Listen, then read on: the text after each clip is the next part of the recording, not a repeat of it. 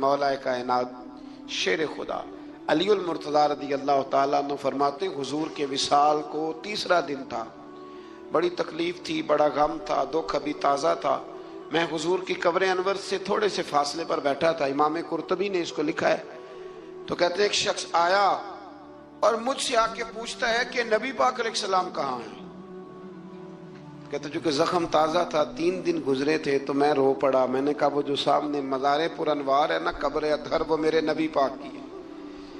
तो कहते हैं वो हुजूर की बारगाह में आया और उसने मिट्टी उठा के अपने सर पे डाली, अर्ज करने लगा, या रसूल अल्लाह सल्लल्लाहु अलैहि वसल्लम, रब फरमाता है जुल्म कर लो तो मेरे महबूब की बारगाह में आओ। तो मैं तो आ गया हूँ, मुझसे गलती हो गई, भूल गया, तो हुजूर मैं आ गया हूँ, तो आपने पर्दा कर लिया, मैं किधर जाऊं। हजरत अली फरमाते हैं वो इस दर्द से रोया कि मैं भी रो पड़ा। आप फरमाते हैं मुझे अल्लाह की इज्जत की कसम, मैंने अपने कानों से सुना, हुजूर की कब्र अनवर के अंदर से आवाज आई, ओ एराबी चला जा, अल्लाह ने तेरे सारे गुनाह माफ फरमा दिए। मुजरिम हो तो मुंह अश्कों से धोते हुए आओ, आओ दरे तव्वाब पे रोते हुए आओ। कुरान में मज़कूर है तौबा का तरीका, पर सरकार की दहलीज से होते हुए आओ। और फिर बिल्कुल मुत्तसिल इससे आगे फरमाया, फला व रब्बिका ला युमिनून हत्ता युहक्किमूका फीमा शजर बैनहुम। क्या अंदाज है। और इस अंदाज की ये कुरान मजीद में शायद इनफिरादी आयत हो। फरमाया महबूब मुझे तेरे रब की कसम, अजीब अंदाज है ना कसम उठाने का। ए महबूब मुझे तेरे रब की कसम, ये अनोखा अंदाज है कुरान मजीद का। फरमाया महबूब मुझे तेरे रब की कसम, ये लोग उतनी देर तक मोमिन नहीं हो सकते जब तक अपनी हर बात में तेरा फैसला कबूल नहीं कर ले। बड़ा मारूफ वाक़या है, लेकिन यहाँ उसका जिक्र करना भी बड़ा ही ज़रूरी है। ईमान और अकीदे के लिहाज से वो इतना ज़रखेज़ वाक़या है, इतनी खूबसूरत ठंडक है कि जो दिल को, आँखों को, कलेजे को सुकून देता है। एक मुनाफिक का और एक यहूदी का झगड़ा हो गया। वो जो मुनाफिक था ना, वो कलमा पढ़ता था। मुनाफिक कहते हैं उसको हैं जो अपनी ज़ुबान से कलमा पढ़े और अंदर उसने निफाक छुपाया हो। दोनों का झगड़ा हो गया। नबी करीम अलैहिस्सलाम की बारगाह में हाजिर हुए तो हुजूर ने फैसला यहूदी के हक में दिया, कलमा गो के हक में नहीं दिया, उस मुनाफिक के हक में। वो ना कहने लगा जी मैं तो फैसला हजरत उमर से कराऊंगा। वो हजरत उमर फारूक के पास गए और जाकर के कहा कि ये हमारा मामला है तो फैसला कर दे। जनाब उमर बात सुनने ही लगे थे कि वो यहूदी बोला, कहने लगा उमर एक बात का लिहाज कर लेना कि नबी करीम की बारगाह में ये बात पहले से तय हो चुकी है और हुजूर ने मेरे हक में फैसला दे दिया है, पर ये कलमा पढ़ के कहता है कि मैंने उमर से फैसला कराना है, मैं माअज़ल्लाह हुजूर के फैसले को नहीं मानता। जनाब उमर फरमाने लगे बैठो, फिर मैं अभी आया। हजरत उमर अंदर तशरीफ ले गए और तलवार लाए और तलवार उठाते ही उस मुनाफिक की गर्दन उतार दी। फरमाया जो मेरे नबी का फैसला ना माने, उमर की तलवार उसका फैसला कर दिया करती है। शोर हो गया जैसे आज लोग शोर करते हैं, कलमा गो को ऐसे कह दिया, कलमा गो को ये, वहां भी शोर हो गया कि कलमा गो मार दिया जी उमर ने, कलमा पढ़ने वाला मार दिया, कलमा पढ़ने वाला मार दिया, मुसलमान मार दिया, वो तो कलमा पढ़ता था। जब बहुत शोर हुआ तो अल्लाह ताला ने कुरान मजीद की ये आयत नाजिल फरमाई। फरमाया महबूब कौन सा कलमा और कौन सा उसका ईमान, ईमान तो तब मुकम्मल होगा जब तेरे फैसले कबूल करेंगे। कलमा पढ़ने से थोड़ी ईमान मुकम्मल होगा। अल्लाह की इबादत करो और उसके साथ किसी को शरीक ना ठहराओ और उससे आगे भी बढ़ो। वबिल वालिदैन एहसाना, अपने वालिदैन के साथ एहसान करो। यहाँ मुफस्सिरीन ने बयान किया कि ये नहीं कहा गया कि वालिदैन पर एहसान करो, वालिदैन के साथ एहसान करो, उनके साथ अच्छा रवैया इख्तियार करो। हजरत काजी साहब रहमतुल्लाह ने यहाँ एक जुमला लिखा है, बड़ा ही दिल करता है मेरा कि वो जुमला कह दूं। काजी साहब फरमाया करते कि नेकी का बदला नेकी, ये जज़ा। फरमाते हैं जो एहसान होता है ना, ये सामने वाले ने जितनी नेकी की हो उससे बढ़कर उसके साथ करने को एहसान कहते हैं। तो आप फरमाते हैं कि अगर अम्मा तेरे लिए एक रात बेदार रही है तो कोशिश कर तू 2 रातें रहा कर, और अगर वालिद ने अपनी जिंदगी के 30 साल तुझे दिए हैं तो तू दुआ कर कि कम अज कम तू 35 साल अल्लाह तुझे तौफीक दे तो तू उनकी खिदमत کرے. پھر آگے ارشاد فرمایا کہ وَبِذِي الْقُرْبَى وَالْيَتَامَى وَالْمَسَاكِينِ وَالْجَارِ ذِي الْقُرْبَى وَالْجَارِ الْجُنُبِ وَالصَّاحِبِ بِالْجَنبِ وَابْنِ السَّبِيلِ. فرمایا یہ ایک لسٹ ہے، ان سب کے ساتھ اچھا سلوک کرو، والدین کے ساتھ بھی، قریبی رشتہ داروں کے ساتھ بھی، یتیموں کے ساتھ بھی، مسکینوں کے ساتھ بھی، پڑوسیوں کے ساتھ بھی، اور وہ پڑوسی جو رشتہ دار ہوں اور وہ پڑوسی جو رشتہ دار نہ بھی ہوں، اور وہ جو تمہارے مجلس کے ساتھی ہیں، کلاس فیلو ہیں، دفتر کے ساتھ رہنے والے ہیں، دوست ہیں، کلیگ ہیں، ان کے ساتھ بھی اچھا سلوک کرو، اور مسافروں کے ساتھ بھی اچھا سلوک کرو. وما ملکت ایمانکم، اور وہ جو تمہارے قبضے میں ہیں، تمہارے داہنے ہاتھ جن کے مالک ہوئے، یعنی جو تمہارے ملازم ہیں، جو تمہارے غلام ہیں، ان کے ساتھ بھی سلوک. اور ہمارا سارا جو غصہ ہے وہ نکلتا ہی ملازموں پہ، سارا غصہ ملازموں پہ نکلتا ہے. خدا نہ کرے کوئی ایسا وقت آئے، ورنہ لوگ کیا کرتے ہیں کہ جو غصہ کسی اور کا ہوتا ہے وہ بھی جانے کس عمر میں جائے گی یہ عادت میری، روٹھنا اس سے تو غیروں سے الجھتے پھرنا. یعنی غصہ کسی اور کا اور نکل. حضرت صدر الشریعہ رحمۃ اللہ علیہ صاحب بہار شریعت فرمایا کرتے تھے کہ جو ٹیچر ہے نا پڑھاتا ہے، وہ جب غصے کی حالت میں ہو تو کلاس میں نہ آیا کرے. ایسا نہ ہو کہ بیگم صاحبہ کا غصہ بھی بچوں پہ نکال کے چلا جائے، وہ کلاس میں نہ آئے. وہ جب اپنے مزاج کو معتدل پائے تو پھر وہ کلاس میں آئے. اللہ تبارک و تعالیٰ نے اس آیت میں وہ سارا چارٹر دیا، وہ لسٹ دی. یہ وہ سارے لوگ ہیں جن کے ساتھ تم نے اچھا سلوک کرنا ہے. اور آخر میں فرمایا ان اللہ لا يحب من کان مختالا فخورا. فرمایا اللہ تعالیٰ پسند نہیں کرتا اس شخص کو جو مغرور بھی ہو، فخر کرنے والا بھی ہو، متکبر ہو. ایسے لوگوں کو اللہ مختالا فخورا، اللہ اس آدمی کو جو متکبر ہے، جو اتراتا ہے، اس کو اللہ پسند نہیں کرتا. تو پیچھے حقوق کا بیان تھا، تو آخر میں فرمایا کہ تکبر کرنے والے اللہ کو پسند. اس کا مطلب ہے حقوق وہ بندہ عطا نہیں کرتا جو متکبر ہوتا ہے. جس میں عاجزی ہوتی ہے نا، وہ ماں باپ کے حق میں بھی اچھا ہوتا ہے، وہ رشتہ داروں کے حق میں بھی، مسکینوں کے حق میں بھی، کلاس فیلو کے حق میں بھی. یہ اللہ کریم نے بیان کر دیا.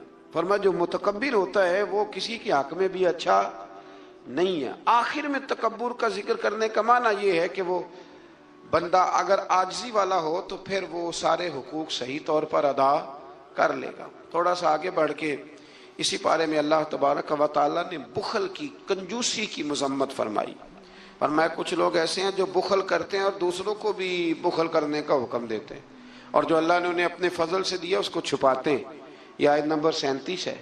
آپ کو بہت سارے لوگ معاشرے میں ایسے ملیں گے جو آپ کو مشورہ دیں گے، چھوڑو یار، یہ ان لوگوں کا تو کام ہے چندے جمع کرنا، یہ تو کام ہے ان لوگوں کا، یہ آ جاتے ہیں ویلفیئر سوسائٹی والے، یہ آ جاتے ہیں سڑک بنانے والے، اسکول والے، یہ لوگ آ جاتے ہیں. تو یہ مشورہ دیا جاتا ہے، خود بھی بخل کرتے ہیں اور لوگوں کو بھی بخل کا مشورہ دیتے ہیں. یاد رکھے اللہ تبارک و تعالیٰ جب آپ کو آپ کی ضروریات سے زیادہ دیتا ہے نا، اس کا مطلب ہے کہ پھر اللہ نے آپ کو کسی کے لیے بانٹنے کے لیے دیا ہے. جب اللہ تبارک و تعالیٰ نے دیا ہے تو پھر اللہ کے دیے سے اس کی راہ میں خرچ کرنا یہ انسان کو نفع دیتا ہے، یہ اس کا فائدہ کرتا ہے. میرے نبی پاک علیہ السلام نے فرمایا جب صبح ہوتی ہے نا تو 2 فرشتے زمین پر اترتے ہیں. ایک فرشتہ یہ کہتا ہے کہ اے اللہ سخی کو زیادہ عطا فرما، اور دوسرا کہتا ہے اللہ جو بخیل ہے نا، کنجوس ہے، ہونے کے باوجود خرچ نہیں کرتا، اللہ اسے روک لے، اسے عطا نہ فرما. دونوں فرشتے یہ کہتے ہیں. اور حضور فرمانے لگے جو سخی ہے وہ اللہ کے بھی قریب ہے، لوگوں کے بھی قریب ہے، اور جنت کے بھی قریب ہے. اور جو کنجوس ہے وہ بندوں سے بھی دور ہے، معاذ اللہ اللہ سے بھی دور ہے، اور جنت سے بھی دور ہے. تو کوشش کریں جو اللہ نے دیا ہے اس میں سے اللہ کے راستے میں خرچ کیا جائے. انہی آیات مقدسہ میں پھر امانتیں ادا کرنے کا بھی حکم ہے. آگے چل کے پھر حسد کی ممانعت بھی فرمائی گئی.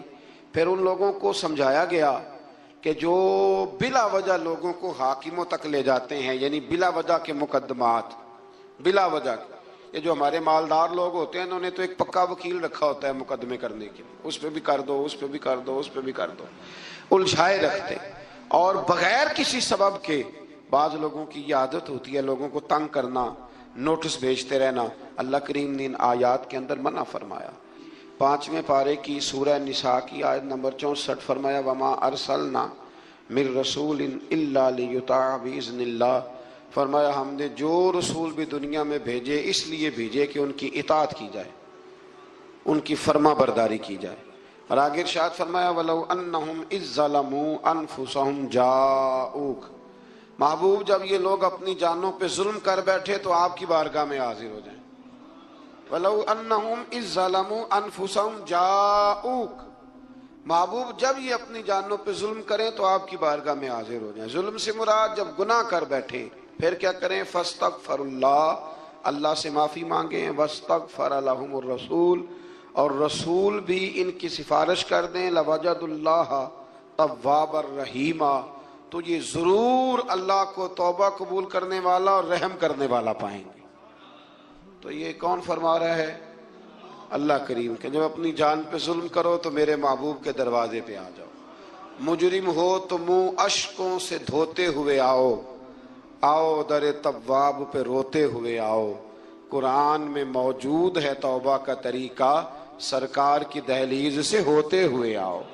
اے محبوب کچھ لوگ کہتے ہیں ہم اللہ اور آخرت پر ایمان لائے، لیکن وہ ایمان لانے والے نہیں ہیں، تو جب رب کہتا ہے نہیں ہے، آج کسی کو کہہ دیا جائے نا کہ وہ بندہ جھوٹا کلمہ پڑھتا ہے، اس کی باتیں نہیں بتاتی، تو کہتے ہو آپ ایک کلمہ گو کو برا کہہ رہے ہیں۔ تو یہاں تو اللہ ان کے کلمے کا بھی اعلان فرما رہا ہے اور ان کے نفاق کا بھی اعلان 13 آیات میں، اور رب فرماتا ہے یخادعون اللہ والذین آمنوا وما یخدعون الا انفسهم وما یشعرون، فرمایا وہ اللہ کو دھوکہ دینا چاہتے ہیں مومنوں کو، حالانکہ نہیں دھوکہ دیتے مگر اپنی ہی جانوں کو، انہیں شعور ہی نہیں۔ اللہ تبارک و تعالیٰ نے 13 آیات کے اندر مکہ مکرمہ میں منافق کوئی نہیں تھا جب تک حضور نے ہجرت نہیں کی تھی۔ کیوں؟ اس لیے کہ وہاں جو کلمہ پڑھتا تو اسے مار کھانی پڑتی تھی۔ تو کسی کو کیا مصیبت پڑی تھی؟ جھوٹا کلمہ پڑھ کے مار کھائے۔ مدینے میں جب اسلامی حکومت قائم ہو گئی نا، تو کچھ لوگوں نے اسلامی حکومت سے فائدہ لینے کے لیے جھوٹے موٹے کلمے پڑھ لیے، اندر کفر رکھتے تھے، اوپر سے اظہار اسلام کرتے تھے۔ تو رب فرماتا ہے کہ ان کا یہ ایمان قابل قبول نہیں ہے، تو یا اللہ پھر کس کا ایمان قابل قبول ہے؟ تو اللہ کریم نے فرمایا وَإِذَا قِيلَ لَهُمْ آمِنُوا كَمَا آمَنَ النَّاسُ، جب ان سے کہا جاتا ہے نا اس طرح ایمان لاؤ جس طرح دوسرے لوگ لائے، یعنی ابو بکر صدیق کی طرح ایمان لاؤ، عمر فاروق کی طرح ایمان لاؤ، عثمان غنی کی طرح، مولا علی کی طرح، بلال حبشی کی طرح، تو کیا جواب دیتے ہیں؟ قَالُوا وَنُؤْمِنُوا كَمَا آمَنَ السُّفَهَاءُ، کیا اس طرح ایمان لائے جس طرح یہ بیوقوف ایمان لائے؟ الا انہم ہم السفہاء، اللہ فرماتا ہے خبردار بے شک وہی بیوقوف ہے، ولکن لا یعلمون، لیکن انہیں اس کا علم نہیں ہے۔ وہ کہا کرتے تھے کہ یہ تو بیوقوف ہے معاذ اللہ، ابو بکر صدیق نے سارا ہی مال دے دیا نبی پاک کو، عمر فاروق نے آدھا دے دیا، مولا علی نے سارا کچھ حضور کے نام کر دیا، عثمان جو کماتے محنت کے ساتھ وہ سارا وہاں جا کے پیش کر دیتے، تو بیوقوفی ہے۔ آج بھی کچھ لوگ کہتے ہیں کلمہ پڑھنا چاہیے سیدھا سیدھا، یہ کیا بات ہو گئی کہ بندہ مسیتڑ ہی ہو جائے؟ کاروبار بھی تو کرنا ہے نا، نماز روزہ بھی، تو بیوقوفی ہے۔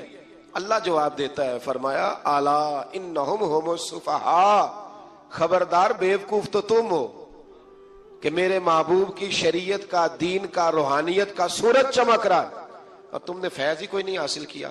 تو میرے بھائیوں، صحابہ کا ایمان وہ ایمان ہے، اہل بیت نبوت کا وہ ایمان ہے کہ اللہ کو ایمان بھی وہ والا پسند ہے جو حضور کے غلاموں جیسا ایمان ہو۔ اللہ تبارک و تعالیٰ نے منافقین کا ذکر فرمایا، تو پھر اللہ کریم نے فرمایا یہ تو وہ بیوقوف لوگ ہیں اس آدمی کی طرح جو آگ جب پوری جلا لیتا ہے نا، روشنی پھیل جاتی ہے تو پھر اللہ اس کا نور لے جاتا ہے۔ انہوں نے بھی چلاکیاں کر کے تھوڑا سا ماحول بنایا تھا، تو اللہ نے ان کے سارے پردے کھول دیے، ان کے پاس کچھ باقی بچا، ان کے پردے کھول گئے۔ رسول کریم علیہ السلام کی بارگاہ میں نا ایک دن ان منافقین نے شرارت کر دی۔ منافقین نے شرارت کیا کی؟ جب حضور صلی اللہ علیہ وسلم نے فرمایا نا پوچھو جو پوچھنا ہے، تو امام راضی کہتے ہیں یہ پیچھے نمازیں پڑھتے تھے، یہ 313 تھے، حضور کے پیچھے اگر مدینے میں رہ کے منافق ہو سکتے ہیں تو باقی ملکوں میں بھی تو ہو ہی سکتے ہیں نا جی. حضور کے پیچھے نمازیں پڑھتے تھے تو ایک دن کہنے لگے جی یہ کہتے ہیں جو مرضی پوچھو تو ہم پیچھے نمازیں پڑھتے ہیں, ہمارا انہیں پتہ نہیں. جب یہ اعتراض کیا نا حضور کے علم پر, آپ سمجھ لیں کہ حضور کے علم پر اعتراض کرنا طریقہ کس کا ہے, طریقہ کس کا ہے حضور کے علم مبارک پر اعتراض کرنا.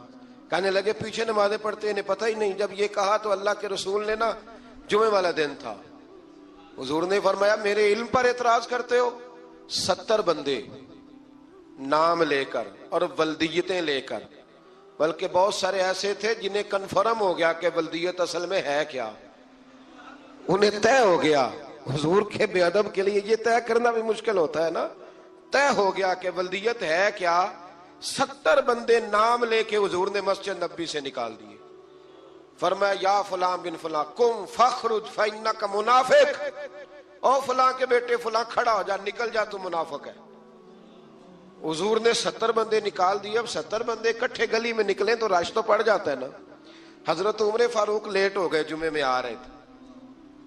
ان کو جاتے ہوئے دیکھا تو عمر فاروق فرمانے لگے جمعہ ہو گیا ہے. بھئی 70 بندے نکل آئے باہر, جمعہ ہو گیا ہے. تو ایک منافق کہنے لگا تھا کہ نہیں حضور نے نکال دیا. تو عبداللہ بن ابی سلول جو ان کا سربراہ تھا نا, وہ کہنے لگا چپ کر. حضرت عمر سے کہنے لگا ہاں جی ہو گیا ہے. وہ بھی کہنے لگا تھا نہیں ہوا, ہمیں نکال دیا گیا. تو یہ سردار بولا, کہنے لگا ہو گیا ہو گیا.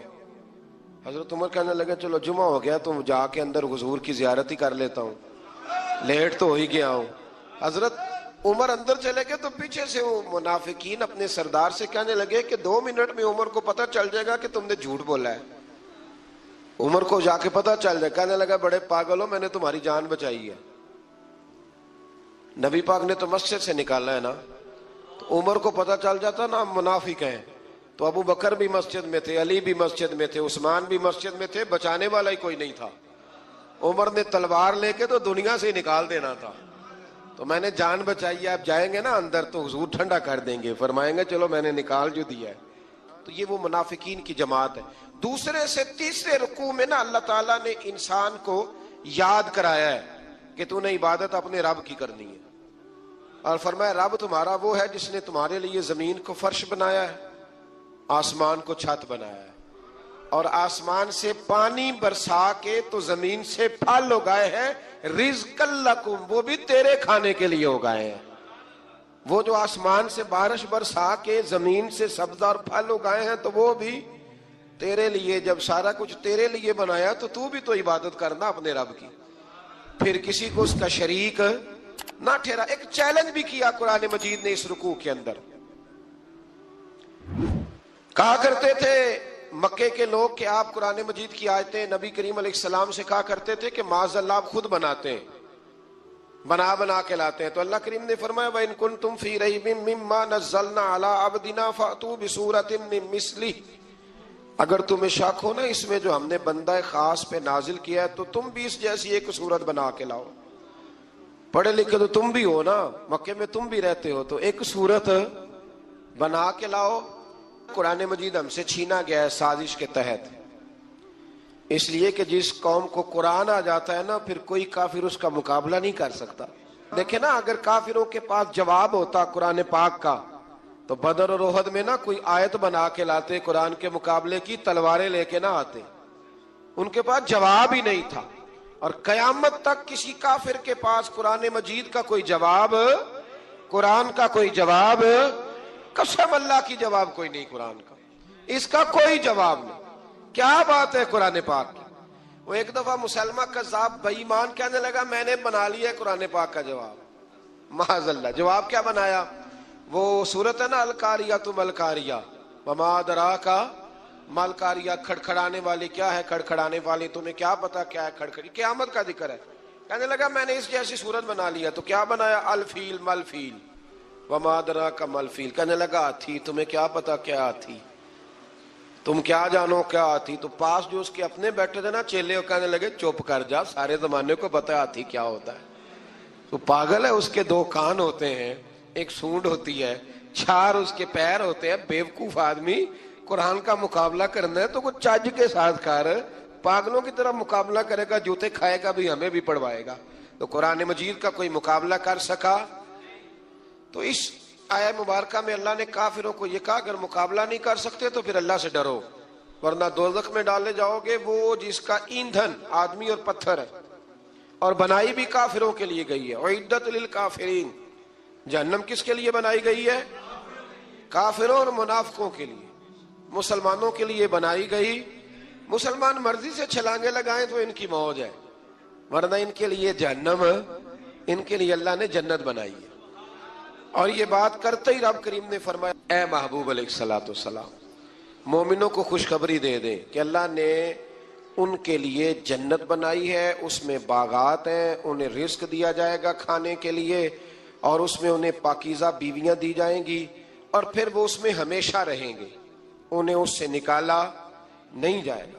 آگے جو آیات کریمہ ہے نا، اس کے اندر اللہ تبارک و تعالیٰ نے فرمایا ہے کہ اللہ حیا نہیں کرتا سمجھانے کے لیے، مچھر کی مثال بھی دینی پڑے۔ فرمایا قرآن سے کچھ لوگ ہدایت حاصل کرتے ہیں اور کچھ گمراہ ہو جاتے ہیں۔ جب لوگ اپنی مرضی کی تشریحات چاہتے ہیں تو گمراہ ہوتے ہیں، اور جب قرآن کو رسول اللہ صلی اللہ علیہ وسلم اور امت مسلمہ کی تشریحات کی روشنی میں سمجھتے ہیں تو پھر اللہ ہدایت عطا فرماتا ہے۔ پھر اللہ تبارک و تعالیٰ نے آگے ارشاد فرمایا حضرت آدم کی پیدائش کا واقعہ۔ کچھ مفسرین نے لکھا اللہ نے مشورہ کیا تھا فرشتوں سے، وَإِذْ قَالَ رَبُّكَ لِلْمَلَائِكَةِ إِنِّي جَاعِلٌ فِي الْأَرْضِ خَلِيفَةً، لیکن کچھ مفسرین کہتے ہیں کہ اللہ کو ضرورت نہیں فرشتوں سے مشورہ کرنے کی، اللہ نے فرشتوں سے مشورہ نہیں کیا، بلکہ رب نے انہیں آگاہ فرمایا تھا کہ میں لگا ہوں زمین پہ اپنا نائب بنانے، میں خلافت دینے لگا ہوں زمین پہ۔ اب یہ تو دینے والی کی مرضی ہے نا اس نے کس کو دینی ہے، یہ تو دینے والے کی مرضی ہے نا اس نے۔ تو کچھ لوگ کہتے ہیں کہ دینے والے سے زیادہ ہمیں پتہ ہے، تو فرشتوں کو بھی یہ اجتہادی خطا ہو گئی، کہنے لگے یا اللہ اسے نہ بنانا، یہ فساد کرے گا، یہ خون ریزیاں کرے گا۔ تو اللہ نے فرمایا جو میں جانتا ہوں وہ تم، اللہ اکبر۔ امام راضی فرماتے جب رمضان آتا ہے تو اللہ فرشتوں سے کہتا ہے ذرا یہ کھول کے دروازے دیکھو نا یہ زمین پہ کیا کر رہے ہیں، تم تو کہتے تھے فساد کریں گے اور یہ سارے تراویحیں پڑھ رہے ہیں، تم تو گویا کہتے تھے فساد کریں گے اور یہ تو دیکھو گویا رمضان کے روزے رکھ رہے ہیں، یہ تو میری یاد میں نکلے ہوئے ہیں، تم کچھ کہتے تھے اور دیکھو میں نے تمہیں کہا تھا نا جو میں جانتا ہوں وہ تم۔ اللہ نے پھر حضرت آدم علیہ السلام کو تمام زمانے کے علوم عطا کیے، علم سکھا لیا، تو فرشتوں سے کہا تم بھی ان چیزوں کے نام بتاؤ، تو وہ بتا سکے نہیں۔ اللہ نے فرمایا اب اس طرح کرو آدم کو سجدہ کرو، سب نے سجدہ کیا سوائے، وہ کہنے لگا یا اللہ صرف تجھے ہی کرنا ہے، کرنا بھی صرف اللہ کو چاہیے، پر رب کے آگے بھی جھکنا چاہیے، اور جس کے سامنے رب جھکائے نا وہاں بھی۔ اور یہ جو عاجزی ہے نا، یہ جو جھکنا ہے یہ علم کے آگے ہے۔ ہماری مصیبت یہ ہے کہ ہم علم کے آگے بھی گردن جھکانے کو تیار نہیں ہوتے، وہاں بھی ہم خود عالم فاضل بن جاتے ہیں۔ تو فرمایا کہ سب سے کہا سجدہ کرو، سب نے سجدہ کیا سوائے ابلیس کے، تو پھر ہوا کیا وَكَانَ مِنَ الْكَافِرِينَ، وہ کافروں میں سے ہو گیا۔ پھر اللہ نے حضرت آدم کو اور جناب حوا کو نا مقام دے دیا جنت میں رہنے کے لیے، اور کہا سارا کچھ کھانا، درخت کے قریب نہ جانا۔ ابھی آپ کسی سے کہہ دیں تھوڑا سا کہ پیچھے نہ دیکھنا، یعنی اگر میری سمجھ لیں ادب کی وجہ سے کوئی 1.5-2 منٹ یا 6 منٹ نہیں بھی نہ دیکھے گا تو سوچے گا ضرور کہ پتہ نہیں اب پیچھے کیا ہے، مصیبت کیا ہے۔ یعنی آپ کہہ کے دیکھ لیں کسی کو، پیچھے نہ دیکھنا، فطرت ہے نا انسان کی، وہ جستجو کرتا ہے، کہا اس درخت کے پاس نہ جانا۔ تو حضرت حوا سلام اللہ علیہ کہتے ہیں دل میں خیال رہتا تھا کہ آخر ہے کیا درخت کے پاس۔ یہی انسان کا عقیدہ توحید ہے کہ جہاں سے رب منع کر دے وہاں وہ منع ہو جائے، اور یہ ان کی خطا نہیں تھی، یہ اللہ کی حکمت تھی، چونکہ رب نے تو پہلے کہہ دیا تھا بنایا ہی زمین کے لیے، تو یہ تو سارا کچھ ہونا تھا تو زمین پہ آنا تھا نا۔ تو حضرت حوا اور جناب آدم کے پاس شیطان آیا، اب اس کو نکال تو دیا تھا پر ابھی اس کا جنت میں آنا جانا بند نہیں ہوا تھا، یہ بھی اللہ کی حکمت تھی۔ تو وہ کہنے لگا تمہیں پتہ ہے بعد میں مر جاؤ گے؟ تو حضرت حوا کہنے لگی کیا موت بھی آئے گی؟ کہاں، اس کی تکلیف بھی بڑی ہوگی، تو پھر بچیں گے کیسے؟ تو کہنے لگے پھل کھا لو اس درخت کا، تو بچنے کے لیے پھل کھایا تھا۔ جس طرح لوگ آج بہت سارے کام بچنے کے لیے کرتے ہیں پر بچ سکتے بچنے کے لیے پھل کھایا تو اللہ نے فرمایا زمین پہ چلے جاؤ. تو حضرت آدم زمین پہ آئے. پھر کئی 100 سال روتے رہے. فتلقى آدم من ربه کلمات. تو پھر اللہ نے خود ہی جناب آدم کو کچھ کلمے سکھائے. علامہ اسماعیل لکی فرماتے ہیں وہ کلمے یہ تھے کہ حضرت آدم نے میرے نبی کا وسیلہ پیش کیا. اللہ کریم نے جناب آدم کی دعا کو مقبول فرما لیا. پھر آگے بنی اسرائیل کا ذکر آ جاتا ہے. اللہ تعالیٰ نے بنی اسرائیل، آج آپ اسی قوم کو یہودی کہتے ہیں، ان کو اللہ نے اس زمانے میں فضیلت عطا کی تھی بہت زیادہ. تو عرب کے اندر جب نبی پاک علیہ السلام نے اعلان نبوت کیا تو کچھ لوگوں نے یہ کہہ دیا کہ اگر یہ یہودی کلمہ پڑھ لیں گے تو ہم بھی پڑھ لیں گے. تو پھر اللہ نے انہیں یاد کرایا کہ تم اصل میں کیا ہو، تمہیں کلمہ پڑھنا چاہیے. تو اہل یہود کا تذکرہ کرتے کرتے رب کریم نے ایک بات یہ بھی ارشاد فرمائی کہ تم لوگوں کو تو کہتے رہے ہو کہ وہ نبی آنے والے ہیں، وہ نبی آنے والے ہیں، اور جب آ گئے ہیں تو ماننے کو تیار نہیں ہو. تو فرمایا تأمرون الناس بالبر وتنسون انفسکم وانتم تتلون الکتاب. لوگوں کو بھلائی کا حکم دیتے ہو اور اپنے آپ کو بھول جاتے ہو. افلا تعقلون، تمہیں عقل نہیں؟ پھر اللہ نے انہیں یہ بھی یاد کرایا کہ یاد کرو وہ زمانہ کہ جب فرعون نے خواب دیکھ لیا تھا کہ کوئی بچہ اس کی سلطنت کو تباہ کرے گا، تو پھر اس نے تمہارے بچوں کو ذبح کرانا شروع کیا اور تمہاری بیٹیوں کو چھوڑتا تھا. فرمایا یہ بھی تو تم نے دیکھا. میں نے تمہیں پھر تم سے کہا جہاد کرو قوم عمالقہ کے خلاف، تو مقام طیہ میں جا کے یہ لوگ کہنے لگے ہم سے جہاد نہیں ہوتا. اللہ نے انہیں ایک میدان میں قید کر دیا. بڑی دلچسپ بات. قید تو لوگ ہوتے ہیں نا چار دیواری میں، تو اللہ نے بنی اسرائیل والوں کو جب انہوں نے کہا جہاد نہیں کریں گے تو اللہ نے میدان میں قید کر دیا. میدان میں. یہ یاد رکھیں، جب انسان اللہ کی نافرمانی کرتا ہے تو اسے ایسی قید ملتی ہے جس کا اس نے تصور بھی نہیں کیا ہوتا. ایک میدان ہے مقام طیہ، قید ہو گئے. سارا دن سفر کرتے تھے، سارا دن. تو رات کو تھک کے سوتے تھے، صبح اٹھتے تھے نا جب، تو وہیں ہوتے تھے جہاں کل صبح چلے تھے. تو رب جب کسی کو قیدی بناتے ہیں تو اسے زنجیروں کی، سلاخوں کی ضرورت. دعا فرمائے اللہ تبارک و تعالی غموں سے نجات عطا فرمائے. یہ دعا فرمائے. ایسی قید دیتا ہے کہ جس سے پھر چھٹکارا ہو سکتا.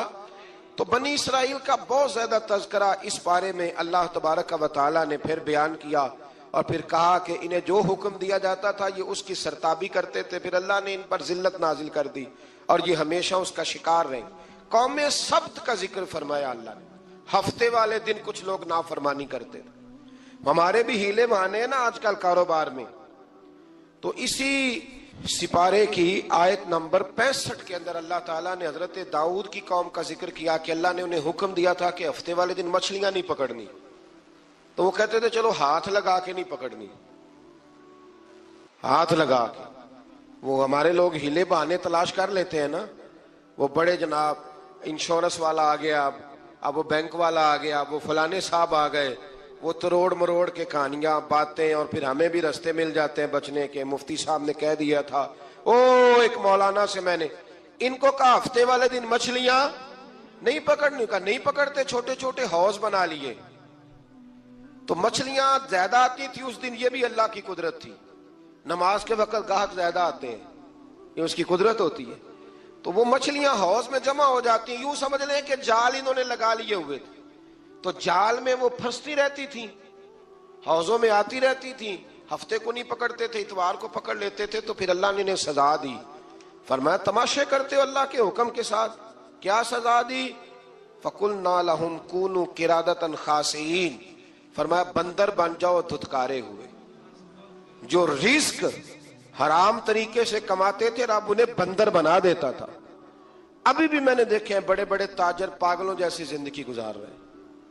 نفسیاتی طور پہ سکون نہیں ہے، کروڑوں روپیہ پڑا ہے. کیوں؟ اس لیے کہ رب کے بتائے ہوئے طریقے کے مطابق تجارت نہیں کرتے. آگے ایک اور دلچسپ بات آ گئی. بنی اسرائیل کے اندر نا ایک شخص نے اپنے چچا کو قتل کر دیا جائیداد کے لیے. یہ دیکھیں کب سے لوگ جائیداد کے لیے قتل کرتے آ رہے ہیں. چچا کو قتل کر دیا، اور قتل کر کے حضرت موسیٰ علیہ السلام کے پاس آئے کہ میرے چچا کو کسی نے قتل کر دیا ہے، تو بتائیں کیا کرنا ہے. تو آپ نے فرمایا کہ گائے ذبح کرو اور اس کا ایک ٹکڑا مقتول کو مارو، مرنے والے کو. وہ خود اٹھ کے بتا دے گا مجھے کس نے قتل کیا ہے. اب ارادہ نہیں تھا گائے ذبح کرنے کا تو بہانے کرنے لگے. ارادہ نہیں نہ ہوتا تو پھر کیا ہوتے ہیں؟ کہنے لگے گائے کس طرح کی ہو, بوڑھی ہو کہ بچی ہو, رنگ کیسا ہو, جوان ہو کہ چھوٹی ہو, حال میں ایک دفعہ چلنا سیکھ گئی ہو یا ابھی نہ سیکھی ہو. تو بتاتے گئے تو رب بھی شرطیں بیان کرتا گیا. گہرے زرد رنگ کی ہو, حال کے اندر اسے نہ چلایا گیا ہو, پانی نہ نکالا گیا ہو, نہ بچی ہو نہ جوان ہو, اس کے درمیان ہو. یہ ساری شرطیں کہاں پائی جاتی تھیں؟ حضرت موسیٰ علیہ السلام کی قوم کا ایک شخص تھا جو اللہ کا ولی تھا. وہ جب انتقال کرنے لگا نا, اللہ اکبر, دیکھو رب ولیوں کی اولادوں پر بھی کتنا فضل فرماتا ہے. وہ جب انتقال کرنے لگا تو ایک اس کے پاس چھوٹی سی بچیا تھی, گائے کی بچی, اس نے جنگل میں چھوڑ دی. کہنے لگا یا اللہ میں تیرے نام پہ چھوڑتا ہوں, میرا بچہ جوان ہو جائے تو اسے دے دینا, اور تو سرمایہ ہی کوئی نہیں. بچہ بڑا ہوا تو بچہ بھی بڑا نیک تھا, اپنی ماں کا بڑا فرما بردار تھا. اس کی ماں نے کہا بیٹا تیرے باپ نے ایک گائے چھوڑی تھی. تو بچہ جنگل میں گیا اور جا کے کہنے لگا اے اللہ میری گائے مجھ سے ملا دے. تو رب کریم نے وہ گائے واپس کر دی. وہ گائے گھر لے آیا. اب وہ کہنے لگا اماں بیچ دوں, تو اماں کہنے لگی بیٹا میرے پوچھے بغیر نہ بیچنا. کئی دفعہ گاہک لگے پر اس نے کہا جب تک میری اماں نہ کہے گی میں بیچوں گا. ادھر بنی اسرائیل والے شرطیں جتنی گائے کے بارے میں پوچھ چکے تھے وہ ساری اسی گائے میں پائی جاتی تھی. تو یہ ڈھونڈتے ڈھونڈتے وہاں پہنچ گئے. تو کہنے لگے گائے چاہیے. تو اس نے کہا بھی تمہاری مرضی سے نہیں, قیمت میری مرضی کی. ایک مفسر نے تو یہاں تک لکھا ہے کہ اس نے کہا گائے ذبح کر کے نا تو جتنا گائے کے اندر گوشت ہوگا نا اتنا ہی کھال کے اندر تو مجھے مال بھر کے دو گے, اتنے ہی سکے بھر کے دو گے, اتنی اشرفیاں بھر کے دو گے تو پھر تمہیں گائے دوں گا. تو پھر یہ گائے انہیں ملی اور یہ گائے لے کر کے آئے. زیادہ سوالات نہ کرتے تو زیادہ الجھتے نہ. ہم بھی دین کے معاملے میں بڑے سوال جواب کرتے ہیں, اتنا سوال کریں جتنی اس کی ضرورت ہے. ان لوگوں نے سوالات زیادہ کیے تو پھر الجھ زیادہ گئے. تو میرے بھائی اس کا ذکر بھی اللہ تبارک و تعالیٰ نے پہلے پارے کے اندر بیان فرمایا. پھر اللہ کریم نے فرمایا کہ کچھ ایسے لوگ بھی ہیں یہودیوں میں سے جن کا دعویٰ ہو گیا ہے کہ ہم اللہ کے بڑے پیارے ہیں. فرمایا یہ صرف ان کے منہ کی باتیں, یہ تو قیامت میں پتہ چلے گا نا کہ اللہ کا پیار کس کے ساتھ زیادہ ہے. اور پھر یہ بھی یہودیوں نے دعویٰ کیا ہے. اسی پارے میں اللہ فرماتے ہیں کہ ان کا دعویٰ ہے کہ ہم اللہ کے بڑے پیارے ہیں, جنت میں ہم ہی جائیں گے. تو اللہ فرماتے ہیں پھر مرنے کی دعا تو کرو, جنت میں تو مر کے جانا ہے نا. لیکن رب فرماتے ہیں یہ کبھی مرنے کی دعا نہیں کریں گے, اس لیے کہ انہیں پتہ ہے کہ ہم نے آخرت کے لیے کیا بھیجا. لیکن جی پہلا حکم آ گیا یا ایھا الذین آمنوا کہہ کے, پہلی آیت قرآن پاک کی پہلے سپارے میں پہلی آیت جس میں اللہ نے کہا یا ایھا الذین آمنوا. تو پہلا حکم آمنو کہہ کے.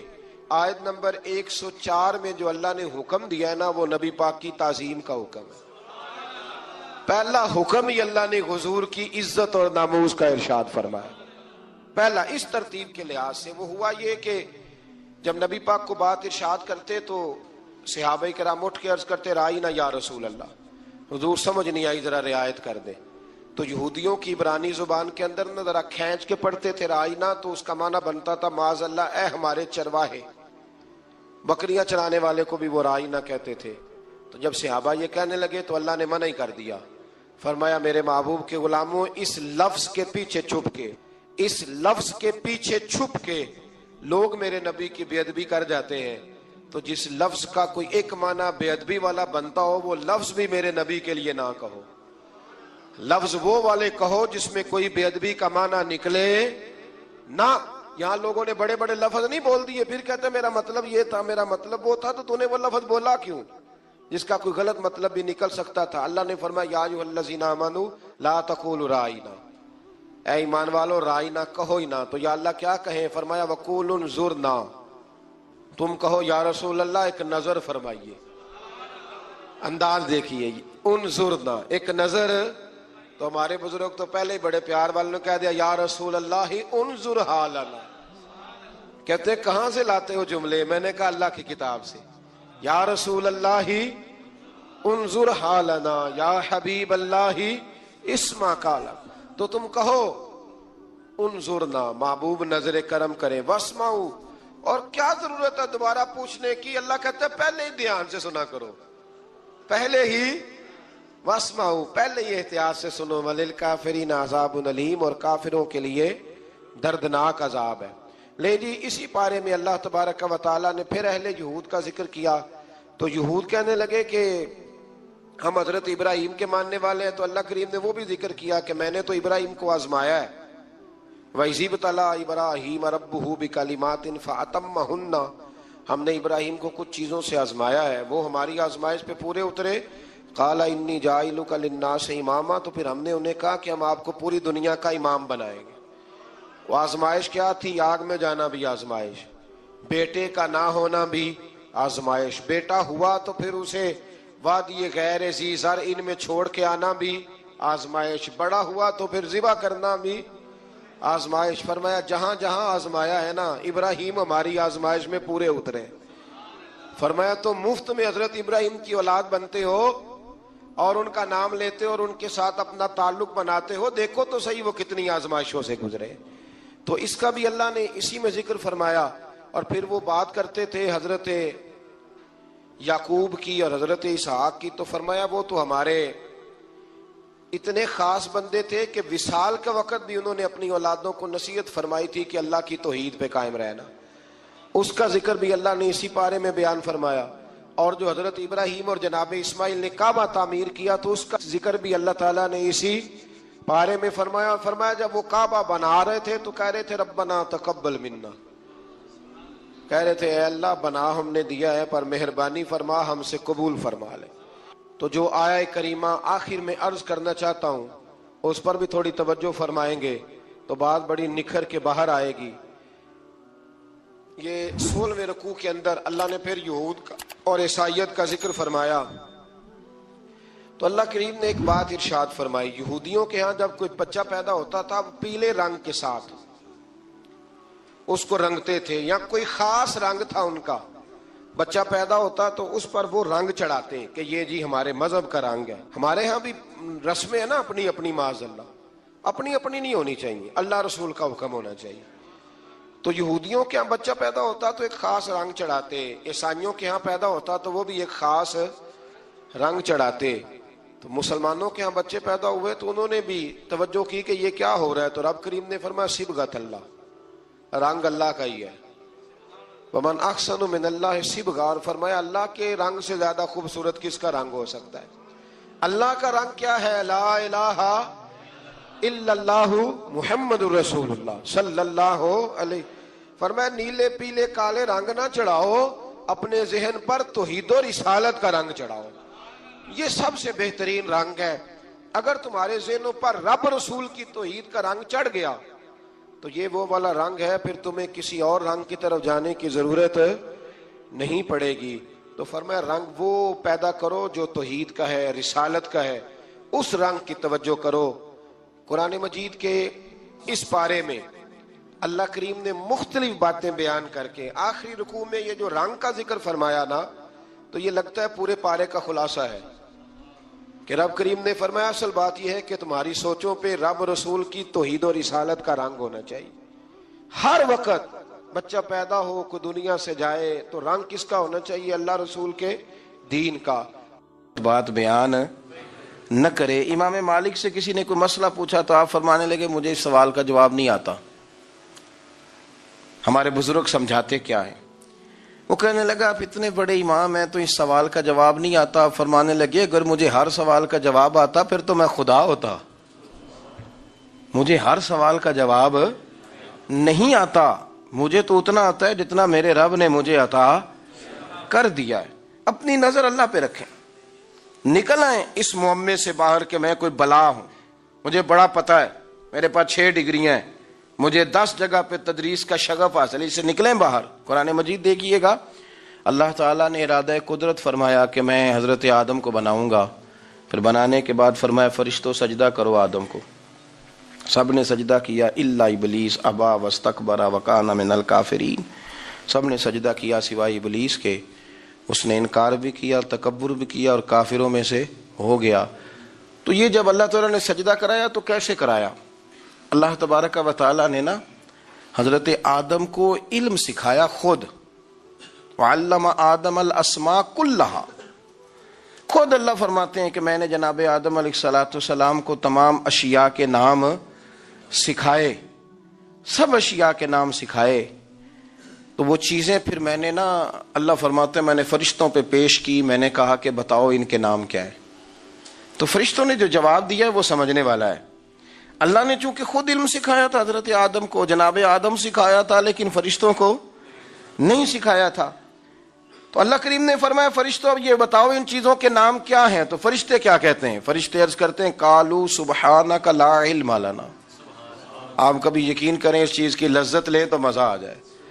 کہا قالوا سبحانک، کہنے لگے تو پاک ہے. قالوا سبحانک، کہنے لگے تو. بھائی آدم علیہ السلام کو نام سکھا لیے، پھر فرشتوں کے سامنے وہ چیزیں پیش کر کے کہا ان چیزوں کے نام بتاؤ. تو فرشتے کیا کہتے ہیں؟ کہتے ہیں قالوا سبحانک، تو پاک ہے، لا علم لنا، ہمارے پاس کوئی علم نہیں ہے. اتنا ہی پتہ ہے جتنا تو نے ہمیں سکھا دیا ہے، اس سے زیادہ ہمارے پاس علم. اور یہ کیوں تو نے ہمیں جتنا سکھایا اتنا پتہ ہے. فرشتے یہ نہیں کہتے یا اللہ تو زیادہ سکھا، آدم کو دیا تو ہمیں بھی دے. یہ نہیں فرمایا. فرمایا انکا انت العلیم الحکیم، اے اللہ تو علم والا بھی ہے اور حکمت والا بھی ہے. تجھے پتہ ہے کس کو کتنا دینا ہے. جتنا تو نے مناسب سمجھا جناب آدم کو دیا، اور جتنا تو نے بہتر سمجھا وہ تو نے ہمیں عطا فرمایا. تو اگر آپ کے پاس علم ہے، کہیں نالج ہے، تو اس کو اللہ کی عطا سمجھیں. ہمارے ہاں بہت سارے لوگ بن کے بیٹھ جاتے ہیں. میں اکثر کہتا ہوں کہ پھر وہ دعوے کرتے ہیں میرے علاقے والے جاہل ہیں، میرے شہر والے جاہل ہیں، میرے خاندان والے پڑھے نہیں. یہ آپ کا دعویٰ ہے، یہ آپ کو خراب کر دے گا. ہم نے بہت سارے ایسے لوگ دیکھے جو بہت بڑے عالم تھے، لیکن اللہ جب لینے پہ آیا تو عقل ہی لے گیا، شعور ہی چلا گیا، حافظے ختم ہو گئے. آپ دیکھتے ہیں بڑھاپے میں کچھ لوگ ایسے ہوتے ہیں کہ جن کو یہ بھی یاد نہیں رہتا کہ میرا نام کیا ہے، میں کہاں ہوں، مجھے کدھر جانا ہے. تو اس وقت سے اللہ کی پناہ مانگیں اور اپنی نظر اپنے رب کریم کی جانب رکھیں، اللہ کی جانب اپنی نظر کو مبذول رکھیں. دوسری بات، علم کے بعد ایک چیز آتی ہے جس کا نام ہے ہدایت، جس کا نام ہے تقوی، جس کا نام ہے پرہیزگاری، جس کا نام ہے عمل، عبادت، ریاضت. یہ بھی اسی وقت ہی نصیب ہوتی ہے جب میرا رب کریم نصیب فرما دیتا ہے. ہم نے نا نیکی کا اپنا اپنا سٹیٹس بنا لیا ہے، اپنا اپنا معیار بنا لیا ہے. کچھ لوگ کہتے ہیں کہ جناب مسجد میں سیمٹ کا توڑا دینے سے بہتر ہے کسی غریب کو آٹے کا تھیلا دے دو. اب اس نے اپنا مزاج بنا لیا نا نیکی کا، اس نے اپنا سٹیٹس بنا لیا. میرا یہ سوال ہے کہ نبی پاک صلی اللہ تعالی علیہ وسلم جب مدینہ شریف آئے تھے تو حضور نے سب سے پہلے غریبوں میں آٹا تقسیم کیا تھا کہ سب سے پہلے مسجد بنائی تھی؟ کیا عجیب لوگوں کا رنگ ہے. اپنی مرضی کی ہدایت، اپنی مرضی کا تقوی، اپنی مرضی کا معیار. مسجد کوئی بڑا چھوٹا خطیب بھی میری طرح کا ہو نا، تو وہ مسجد میں بیٹھ کے جب نبی پاک کی بات کرتا ہے تو کہتا ہے میرے رسول پاک غریبوں کا سہارا بن کے آئے. وہ غریبوں کی بات کرتا ہے، مسکینوں کی، لاچاروں کی، کمزوروں کی بات. تو مسجد ہی تو وہ ادارہ ہے جہاں سے غریبوں کی بات ہو رہی. تو اب لوگوں نے غریب کو اور مسجد کو لڑانا شروع کر دیا. اس کو لڑاؤ کہ مسجد میں پیسے دینے سے بہتر ہے آپ غریب کو آٹے کا تھیلا دے دیں. آپ یہ کیوں نہیں کہتے کہ مسجد میں بھی آپ توڑا دیں ایک سیمٹ کا اور ساتھ غریب کو بھی خدمت کریں؟ یہ کیوں نہیں تقویٰ؟ اپنی اپنی مرضی کا مزاج، اپنی اپنی. کچھ لوگ کہتے ہیں چھوڑو جی، ساری زندگی انسان نماز پڑھتا رہے اور پھر گالیاں بھی دیتا رہے، بندہ داڑھی بھی رکھ لے اور جھوٹ بولنا بھی نہ چھوڑے. تو یہ آپ نے اپنے پاس سے تقوی کا معیار بنایا. گالی دینے کا گناہ ہے اور داڑھی رکھنے کا ثواب ہے. تو اگر آپ داڑھی رکھے ہوئے ہیں اور آپ کوئی غلطی کر رہے ہیں تو اس سے آپ کی داڑھی کا ثواب ختم. اللہ کرے آپ کو سمجھ آئے میری بات. آپ کوئی غلطی کر رہے ہیں، داڑھی کا ثواب اس سے ختم، وہ اپنی جگہ پہ قائم ہے چیز. اپنی مرضی کا کیوں تقوی کا معیار بناتے ہیں؟ تقوی کا مزاج اپنی مرضی کا نہ بناؤ. اللہ کی بارگاہ سے دعا مانگو کہ یا اللہ ہمیں ہدایت کا نور عطا فرما. اللہ تو ہمیں رستہ دکھا، تو بتا کہ ہدایت کیا ہے. تو رب فرماتا ہے اللہ ولی الذین آمنوا، اللہ مومنوں کا مددگار ہے युखरिजुहुम मिनज़्ज़ुलुमात इलन-नूर, वो इन्हें अंधेरों से निकालता है और नूर की तरफ रोशनी अता फरमाता है। अंधेरों से नूर की तरफ अल्लाह लाता है। अल्लाह वली, अल्लाह मोमिनों का वली है, वो इन्हें अंधेरों से नूर की तरफ निकालता है। हिदायत हमेशा अल्लाह की तरफ से समझे। जब वो नमाज की तौफीक देता है तो अपने फजल से देता है, जब वो जिक्र की तौफीक देता है तो अपने फजल से। हम समझते हो हो जी फलाना नहीं पढ़ रहा बड़ा बेवकूफ है, फलाना नहीं पढ़ रहा, तो तू क्या अपनी अकल के जोर पे पढ़ रहा है? मैं जी अल्लाह के फजल से 2 पारे पढ़ता हूं, तो किस पे एहसान करते तू 2 पारे पढ़ के रोया कर।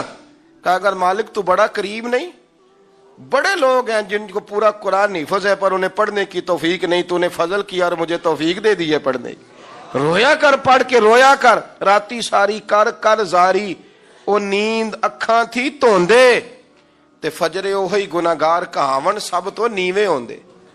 मेहरबानी करें, डरें, नेकी करें तो फिर डरें, फिर एहसास पैदा करें, फिर अपने अंदर वो कमजोरी लाएं, कहें तौबा तौबा मुझे तो पता ही नहीं, तो जानता ही नहीं। हजरत सैयदना इमाम आजम अबू हनीफा रहमतुल्लाह ताला अलैह के साथ एक शख्स कहता मैंने नमाज पढ़ी, तो इशा की नमाज थी। ये जो लोग बड़े होते हैं ना, जिनके प्यार करने वाले बड़े होते हैं, उनके गिर्द खौफ भी बड़ा ही होता है, उन्हें बड़ा डर लगता है, बड़ी बाज़ोकात आजमाइश होती है उनकी। इशा की नमाज कहते पढ़ी तो इमाम साहब ने ना इशा की नमाज में तिलावत की आयतें फमन यअमल मिस्काल ज़र्रतिन खैरन यरा वमन यअमल मिस्काल ज़र्रतिन शर्रन यरा। फरमाया जो जर्रा बराबर खैर करेगा वो भी क़यामत में देखेगा, और जो जर्रा बराबर शर करेगा वो भी क़यामत में उस शर को देखेगा, उसके सामने आएगा। तो वो शख्स कहता है कि सारे लोग नमाज पढ़ के चले गए, तो इमाम साहब रहमतुल्लाह अलैह ने अपनी दाढ़ी पकड़ी, रो रहे हैं। कहते हैं और जर्रा बराबर नेकी का बदला देने वाले, और जर्रा बराबर शर पे सजा देने वाले मेरी सफेद दाढ़ी को देख। मालिक मेरे जर्रे जर्रे सामने ना लाना, लोग तो मेरी बड़ी कदर करते हैं दुनिया, मैं तो बड़ा पहचाना जाता हूँ, लोग तो मेरी राहों में फूल लिए खड़े होते हैं, मुझे बड़ा नवाजते हैं। क़यामत में रुसवा ना कर देना, मेरे लिए मुश्किल हो जाएगी। वो कहते हैं मैंने इमाम साहब का दर्द देखा, मुझे कोई काम था तो मैं चला गया। मैंने कहा कि वो इस वक्त अल्लाह के हुजूर हाजिर हैं तो मैं दोबारा आऊँगा। कहते मैं तहज्जुद का वक्त आया तो इमाम साहब वहीं बैठे थे और उनकी दाढ़ी आंसुओं से भरी हुई थी और जोर से दाढ़ी पकड़ी हुई, कहने लगे मालिक रुसवा ना कर देना, क़यामत में रुसवा ना कर देना। यार जो हिदायत याफ्ता लोग थे वो तो डरे हुए थे, वो तो सहमे हुए थे, वो तो कहते थे ये उसका फजल नहीं, उसने बुला लिया, ये उसका करम नहीं। हजरत बायजीद बुस्तामी किसी काफिर को देखते तो रो पड़ते, कहते मालिक तो कितना करीब है, ये बेईमान रह गया, तूने अपने फजल से मुझे अपने नबी का गुलाम बना लिया। वो रो पड़ते। यहां तो लोगों का दावा ही बड़ा है, नमाजी अल्लाह खैर फरमाए वो तो दूसरों को घूरता है, वो कहता है जन्नत का मैं मालिक हूं, कुंजियां मेरे पास हैं, मैं किसी और को घुसने नहीं दूंगा। और अगर 2-3 हज कर ले तो फिर तो वो कहता है कि अब मेरे से पूछ के लोग जन्नत में जाएंगे माज़अल्लाह। और अगर वो 2, 4, 5, 7 दफा कोई नफल पढ़ ले तो फिर वो कहता है छोड़ें जी सारे लोग बेअमल है, मैं अकेला नेक हूं। ना ऐसा करें, अपनी तवज्जो अपने रब पे रखें, अपनी तवज्जो अपने मोइनुल मिल्लत वद्दीन, अताए रसूल, हिंदुल वली, गरीब नवाज, ख्वाजा मोइनुद्दीन चिश्ती, हजरत ख्वाजा अजमेर, शाह अजमेर, वाली हिंदुस्तान। आखिरी उम्र में ना सारा दिन रोते गुजर जाता, सारी रात रोते गुजर जाती, जरा सी कोई बात करता तो रो पड़ते, आंखें आंसुओं से भरी रहती। कई दफा अपने भी परेशान हो जाते हैं ना कि यार तो एक बात की जान ही नहीं छोड़ रहा। तो ख्वाजा कुतुबुद्दीन साहब बख्तियार काकी से लोगों ने कहा कि आप मुर्शद से बात करें, इतना भी तो नहीं ना रोना चाहिए, हर वक्त इसके आंसू की करिए, आशक दा काम ही रोना तोना ते बिना रोयो नहीं मंजूरी। ये आशक सदा ही रोंदा रहिंदा है, भावें वसल होवे ते भावें दूरी, हर वक्त रोने का क्या मतलब है। तो ख्वाजा कुतुब साहब कहते मैं करीब गया तो मैंने पैर दबाए, मैंने कहा सोनिया लोग तो कुछ भी नहीं करते, तूने तो कमाल कर दिया, 90 लाख आदमी मुसलमान कर दिया, दुनिया कुछ नहीं करती, तूने 50 साल सारी रात मुसल्ले पे बैठ के रब राजी किया। تو شہزادہ تھا, حضور کی اولاد تھا, لیکن معین الدین تیرا ایک پلاٹ بھی نہیں. تو نے طالب علم پالے, انہیں غریبوں کو دیا, انہیں نوازا, کوئی شے نہیں تیرے پاس, ہر چیز تو نے. ساری رات روتے ہو, سارا دن روتے ہو. تو خواجہ قطب الدین صاحب کہتے ہیں میں نے جب عرض کیا تو خواجہ صاحب مجھے گلے لگا لیا, چیخ مار کے روئے. کہنے لگے قطب الدین پتر داڑھی سفید ہو گئی, جانے کا وقت آ گیا. جو تو نے نیکیاں گنوائی ہیں وہ ہیں صحیح میرے پاس, پر یار کی بارگاہ میں پیش کرنے کے قابل ایک بھی نہیں, ایک بھی نہیں. تو بارگاہ تو دیکھ کتنی بڑی ہے, رسول کریم کی بارگاہ میں پیش کرنے کے قابل ان میں سے ایک بھی نہیں. تو آستانہ دیکھ کتنا بڑا ہے, کیا پیش کروں گا, کیا عرض کروں گا حضور کی بارگاہ میں, کس طرح. وہ یار جو بڑے تھے وہ تو ڈرے ہوئے تھے, سہمے ہوئے تھے, وہ تو بڑی آزمائش میں تھے. لیکن میرا اور آپ کا رٹا 2 نمازیں پڑھ کے 6 نمازوں کا دعویٰ کرنا اور لمبی چوڑی کہانیاں بنانا اور اپنے منہ سے اپنی تعریفیں کرنا, اس سے تھوڑا باہر آئیں. رزق بھی میرا اللہ ہی دیتا ہے, علم بھی اللہ دیتا ہے, رزق بھی. بڑے بڑے فقیروں کو مالدار ہوتے دیکھا, بڑے بڑے مالداروں کو فقیر ہوتے دیکھا. بڑے بڑے, میرے ایک بڑا سخی قسم کا سجن ہے, بڑا پیارا ہے, میں اسے سخی مانتا ہوں. میں نے اپنی پریشانیوں کے دنوں میں بھی اس شخص کو سخی دیکھا. ایک دن رات کو مجھے ٹیلی فون کر کے کہنے لگا کدھر ہو. میں نے کہا میں گھر ہوں. نہیں اکثر سفر میں ہوتے ہو نا. میں نے کہا طبیعت کیسی ہے, ٹھیک ہے, بس حال چال پوچھنا تھا. میں نے سمجھا, میں نے کہا یار یہ کوئی مسئلہ ہے, ورنہ رات کے 2 بجے کوئی حال پوچھنے کو فون تو نہیں نہ کرتا, کوئی مطلب ایسا تو مسئلہ نہیں نا. تو میں نے بیک کال کی, میں نے کہا یار میری بات سن, مسئلہ کیا. کہ نہیں کچھ نہیں دل کر رہا تھا. میں نے کہا میری گل سن, رہے ہیں اسی 4-5 سال کٹھے, میں تین جاننا, اصل بات کر. کہنے لگا مکان بھی بڑا ہے, سارا کچھ ٹھیک ہے, پر وہ بڑا ہی بے نیاز ہے. کچھ حالات اس قسم کے آ گئے ہیں کہ لوگوں کو بتاؤں بھی تو لوگ ماننے کو تیار نہیں. زیادہ نہیں, مجھے نا تھوڑے سے پیسوں کی ضرورت ہے, کوئی 15-20 ہزار اگر مل جائیں میری ضرورت. آپ یقین کریں میں روتا رہا ساری رات.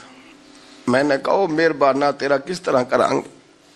اس سے لے کے زمانہ استعمال کرتا تھا, پر بے پرواہی ویخ نہ سجڑ دی, جتھے کسے دی پیش نہ جاوے انہیں تاجاں والے در در رولے تے منگتے ہیں تخت بٹھاوے.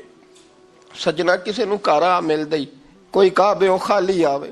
واللہ خیر الرازقین, فقط تو دائیں بائیں نہ جا, رزق تو تجھے میں دوں گا, میں ہوں بہتر رزق دینے والا. بڑے بڑے بادشاہ, بڑے بڑے شہنشاہ, بڑے بڑے لوگ, ہاتھوں میں کاسے, فقیریاں. ام ربیعہ کہا کرتی تھیں, بڑی نیک اور صالح خاتون تھیں. وہ کہتی ہیں کہ میں نا بڑے امیر آدمی کی بیوی تھی, اپنے شوہر کے ساتھ چھت پہ بیٹھی تھی تو نیچے فقیر مانگنے والا آیا. اس نے بڑے درد سے صدا کی تو میں نے اپنے شوہر سے کہا کچھ دے دیں. کہا دفع کر, ان لوگوں نے دھندا بنایا ہوا ہے. کہتی میں میکے سے بھی بڑا مال لے کے آئی تھی, میرے ماں باپ بڑے امیر تھے, تو میں نے نا چوری اپنے خامہ سے نظر بچا کے باتھ روم جانے کے بہانے گئی اور نیچے جا کے 5 دینار میں نے اس فقیر کی ہتھیلی پہ رکھے. کہتے ہیں اس نے 5 دینار دیکھے, پھر میری طرف دیکھا تو میں نے اس کی آنکھوں میں آنسو چمکتے دیکھے. کہنے لگے بی بی رب تیرا بھلا کرے, میں 3 دنوں کا بھوکا ہوں. کہ وہ چلا گیا, میں گھر آ گئی. جب باہر آئی تو میرا شوہر کہنے لگا تو اتنی اب اتنی تو تیز ہو گئی ہے اور تو اتنی خود مختار ہو گئی ہے, میرے بغیر پوچھے مال خرچ کرے گی, جا تجھے 3 طلاقیں. کہتی میں بالدار اور وزادار باپ کی بیٹی تھی, طلاق لے کے گھر آئی تو میرا باپ ٹوٹ گیا, چارپائی پہ چلا گیا. اوہو یہ کیا بن گیا. کتنی بڑی تکلیف رہی. 1-2 سال کے بعد میرے ابا نے میری شادی کر دی. اب جس شوہر کے پاس گئی وہ بڑا نیک تھا, پرہیزگار تھا, اللہ نے بہترین صلہ دیا. کتنی چھت پہ بیٹھی تھی, دروازے پہ فقیر آیا تو میں نے شوہر سے کہا کچھ دے دوں. کہنے لگا میں فقیر ہوں, میں نے فقر سے دولت دیکھی ہے, اسے خالی نہ لوٹانا. کہتی ہے کہ میں نیچے گئی اور جب میں نے اس کی طرف دینار بڑھائے تو میری چیخ نکلی, پیسے پھینک کے میں بے ہوش ہو کے گری. میرا شوہر نے آ کے اٹھایا, اندر لے گیا, پانی منہ پہ چھڑکا. کہنے لگا تجھے کیا ہوا. کہنے لگی یہ جو مانگنے آیا یہ میرا پہلا شوہر تھا.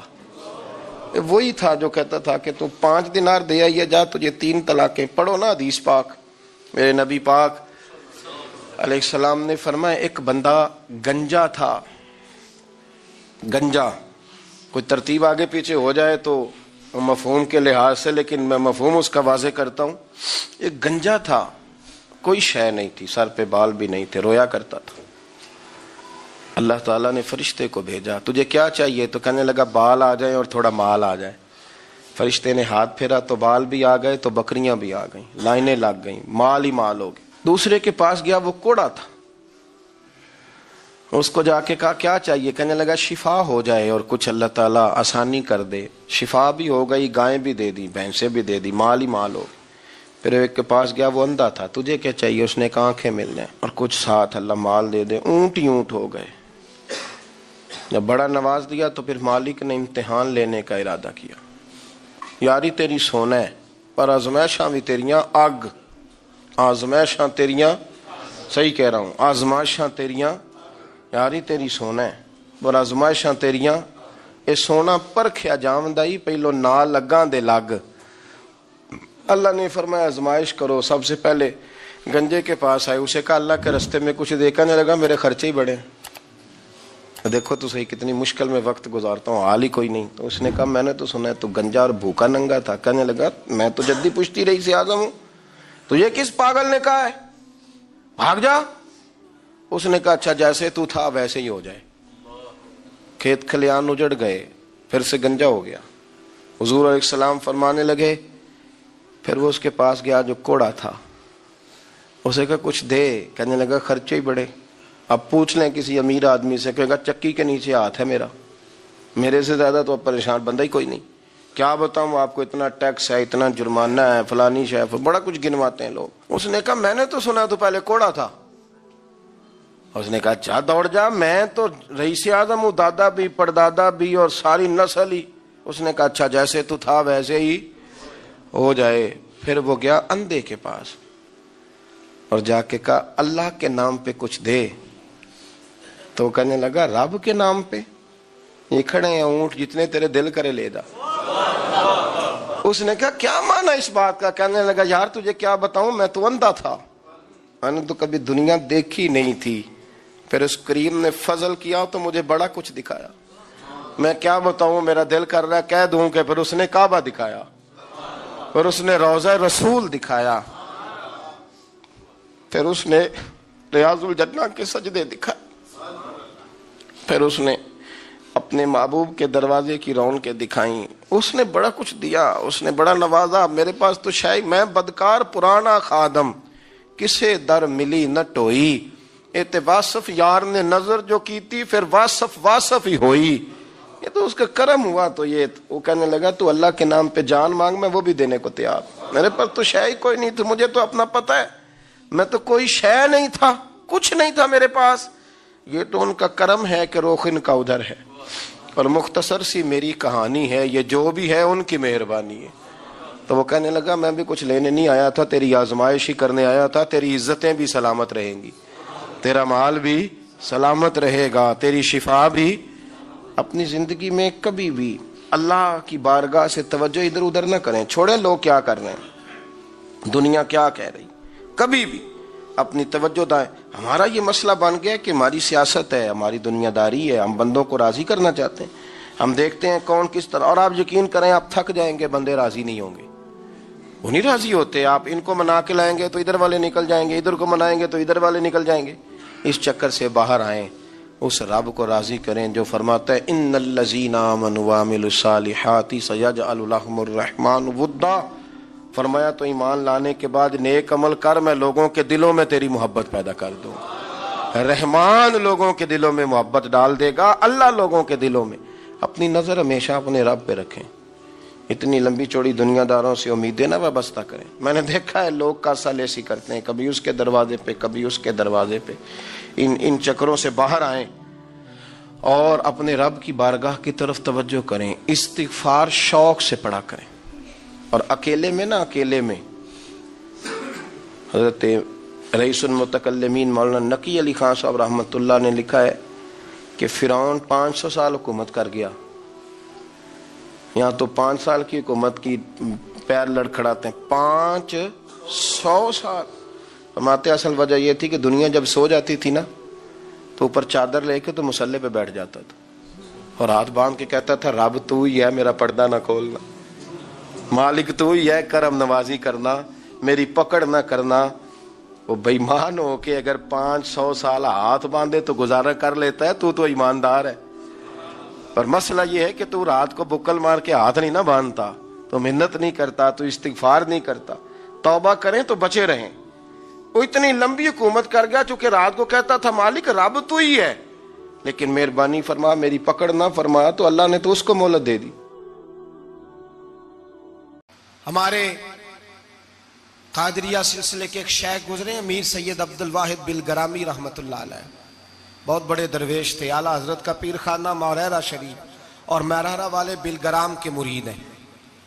بلگرام سید میر عبد الواحد بلگرامی کے پاس ایک نوجوان آیا تو اس نے آ کر کے عرض کی کہ حضور میں جوان ہوں، تو جب سے سنا نا مر جانا ہے، قبر میں جانا ہے، جنازہ دیکھا ہے، قبر میں بندے کو اترتے دے، مجھے موت سے بڑا ڈر لگتا ہے، کوئی وظیفہ بتائیں یا مجھے کوئی نصیحت کریں۔ تو میر عبد الواحد بلگرامی رحمۃ اللہ علیہ فرمانے لگے بیٹے تیری جیب کس طرح کی ہے، پیسے کس طرح کے؟ کہنے لگا حضور بڑا کرم ہے اللہ کا، مالدار ہوں، خوشحال ہوں۔ آپ نے فرمایا ایک پروگرام، یہ نہیں اس کو نفسیاتی طور پہ مطمئن نہیں کیا، نہ آپ نے اسے کوئی وظیفہ بتایا، نہ ذہنی طور پر اسے کوئی لیکچر دیا، کہ فرمایا تیری مالی پوزیشن کس طرح کی ہے؟ کہنے لگا حضور میں الحمدللہ مالدار ہوں، اللہ نے مجھے نوازا ہوا ہے۔ آپ فرمانے لگے اس طرح کر، روزانہ کی بنیاد پہ صدقہ دینا شروع کر، اور فرض نماز کے ساتھ ساتھ روزانہ کی بنیاد پر چند نفل پڑھنے شروع کر، صدقہ روز دے، 10 روپے دے لیکن دینے روزانہ ہے، 15 روپے دے لیکن دینے روزانہ ہے، روزانہ کی بنیاد پر صدقہ کر۔ بچہ کہتا ہے میں بھی حیران تھا کہ حضرت میں تو وظیفہ پوچھنے آیا تھا کہ موت سے ڈر لگتا ہے، انہوں نے مجھے صدقے پہ لگا دیا، نفل پہ لگا دیا، وہ تو کام میں کر رہا ہوں۔ خیر بزرگ تھے، وظیفہ پڑھنے لگا، صدقہ دینے لگا، اللہ اللہ کرنے لگا۔ فرماتے ہیں کچھ دن بیت گئے تو میر عبد الواحد بلگرامی رحمۃ اللہ علیہ 6-7 ماہ کے بعد دوبارہ ملاقات ہوئی تو فرمانے لگے بیٹے اب تیرا کیا حال ہے؟ تو وہ نوجوان کہنے لگا حضور اب مجھے مرنے سے ڈر نہیں لگتا، بلکہ اب تو میرا مرنے کو دل کرتا ہے، تو دل کرتا ہے، ڈر نہیں لگتا، اب دل کرتا ہے۔ اور حضور آپ نے میرے ساتھ کیا کیا ہے کہ میرا تو دل کرنے لگا ہے مرنے کو، خوف نکل گیا ہے، دل کرنے لگا ہے میں جاؤں۔ تو بڑا خوبصورت ارشاد فرمایا، کیا بات ہے، اللہ والوں کی باتیں اللہ کے لشکروں میں سے لشکر ہوتی ہیں۔ میر سید عبد الواحد بلگرامی رحمۃ اللہ علیہ فرمانے لگے بھائی جس جگہ آدمی کی پراپرٹی ہوتی ہے، جس جگہ اس کا مکان ہوتا ہے، جس جگہ اس کی جائیداد ہوتی ہے، وہاں اس کا جانے کو دل کرتا ہے۔ فرمایا اب تو نے صدقہ دے کے نفل پڑھ کے جنت میں اپنا مکان بک کرا لیا ہے، اب وہاں تیرا پلاٹ ہو گیا ہے، اب تیرا ڈر نہیں لگے گا، اب تیرا جنت میں جانے کو دل کرے گا، اب تیرا وہاں جانے کو جی چاہے گا، جہاں آدمی کی زمین نہیں ہوتی، جگہ نہیں ہوتی، سر چھپانے کو مکان نہیں ہوتا۔ بھائی نبی کریم صلی اللہ علیہ وسلم کی بارگاہ میں حضرت عمر آئے، بخاری مسلم میں موجود، کہتے ہیں حضور اٹھے چارپائی سے تو نبی پاک کے کمر مبارک پر موٹے موٹے بان کے نشان تھے۔ عرض کی یا رسول اللہ صلی اللہ علیہ وسلم کیسر و کسرا تو اتنی موج میں ہیں، یا رسول اللہ وہ تو اتنی موج کر رہے ہیں اور آپ اس تکلیف میں؟ تو محبوب نے فرمایا عمر کیا تم یہ پسند نہیں کرتے کہ وہ دنیا میں موج کر لے اور اللہ آخرت کی ساری عزتیں ہمیں ہی عطا فرما دے؟ فرمایا میں تمہاری دنیا سے کچھ لینے نہیں آیا، میں تو بطور مسافر یہاں وقت گزار کے پیغام الہی دینے آیا۔ تو میرے بھائی جب توحید باری تعالیٰ پر توجہ ہوتی ہے پھر دنیا کی لذتوں پہ دل نہیں لگتا، پھر انسان ساری محنت آخرت کے لیے کرتا ہے، پھر اس کا خیال آخرت کی طرف رہتا ہے۔ اور میرے اعلیٰ حضرت فاضل و محدث بریلوی رحمت اللہ تعالیٰ علیہ فرماتے ہیں جب تیری توجہ توحید باری تعالیٰ کی طرف ہوتی ہے نا پھر تو اپنے آپ کو سنبھال کے نہیں رکھتا، پھر تو تیرا دل کرتا ہے میں جیوں بھی تو اللہ کے لیے، مروں بھی تو، بول کے بتائیے، جیوں بھی تو اور مروں بھی تو، میری زندگی کا مقصد تیرے دین کی سرفرازی، میں اسی لیے مسلمان، میں اسی لیے نمازی۔ پھر دل کرتا ہے کہ جینا مرنا اللہ کے لیے ہو۔ پھر صحابہ حضور کی بارگاہ میں آ کے سفارشیں کرتے ہیں، حضرت ابو سعد خزیمہ، بڑی عجیب حدیث اور بڑا نرالا رنگ اس روایت کا۔ حضرت ابو سعد خزیمہ رضی اللہ تعالیٰ عنہ، ان کے بیٹے، ان کا نام سعد تھا، بیٹے بدر میں شہید ہو گئے۔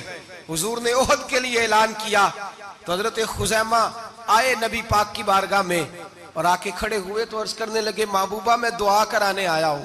صحابہ کہتے ہیں لبو لہجے میں اتنا حسن تھا، گفتگو میں اتنی مٹھاس تھی، اس کی بولی کے اندر اتنا پیار تھا کہ ہمارے دل مائل ہو گئے کہ یہ کیا کہنے آئے۔ حضرت خزیمہ عرض کرنے لگے یا رسول اللہ صلی اللہ علیہ وسلم، میرا صاحبزادہ، میرے بیٹے محمد سعد وہ بدر میں شہید ہو گئے تھے، یا رسول اللہ میں شہادت سے رہ گیا تھا۔ حضور ہم دونوں باپ بیٹے کا ارادہ تھا جہاد میں آنے کا، ہم دونوں کا پروگرام تھا، وہ کہتا تھا میں جاؤں گا، میں کہتا تھا میں جاؤں گا۔ پھر ہم نے قرآن اندازی کی تو قرہ میرے بیٹے کے نام نکلا، بیٹا میرا آیا بدر میں، پھر اللہ تبارک و تعالیٰ نے اسے شہادت عطا فرمائی، وہ شہید ہو گیا۔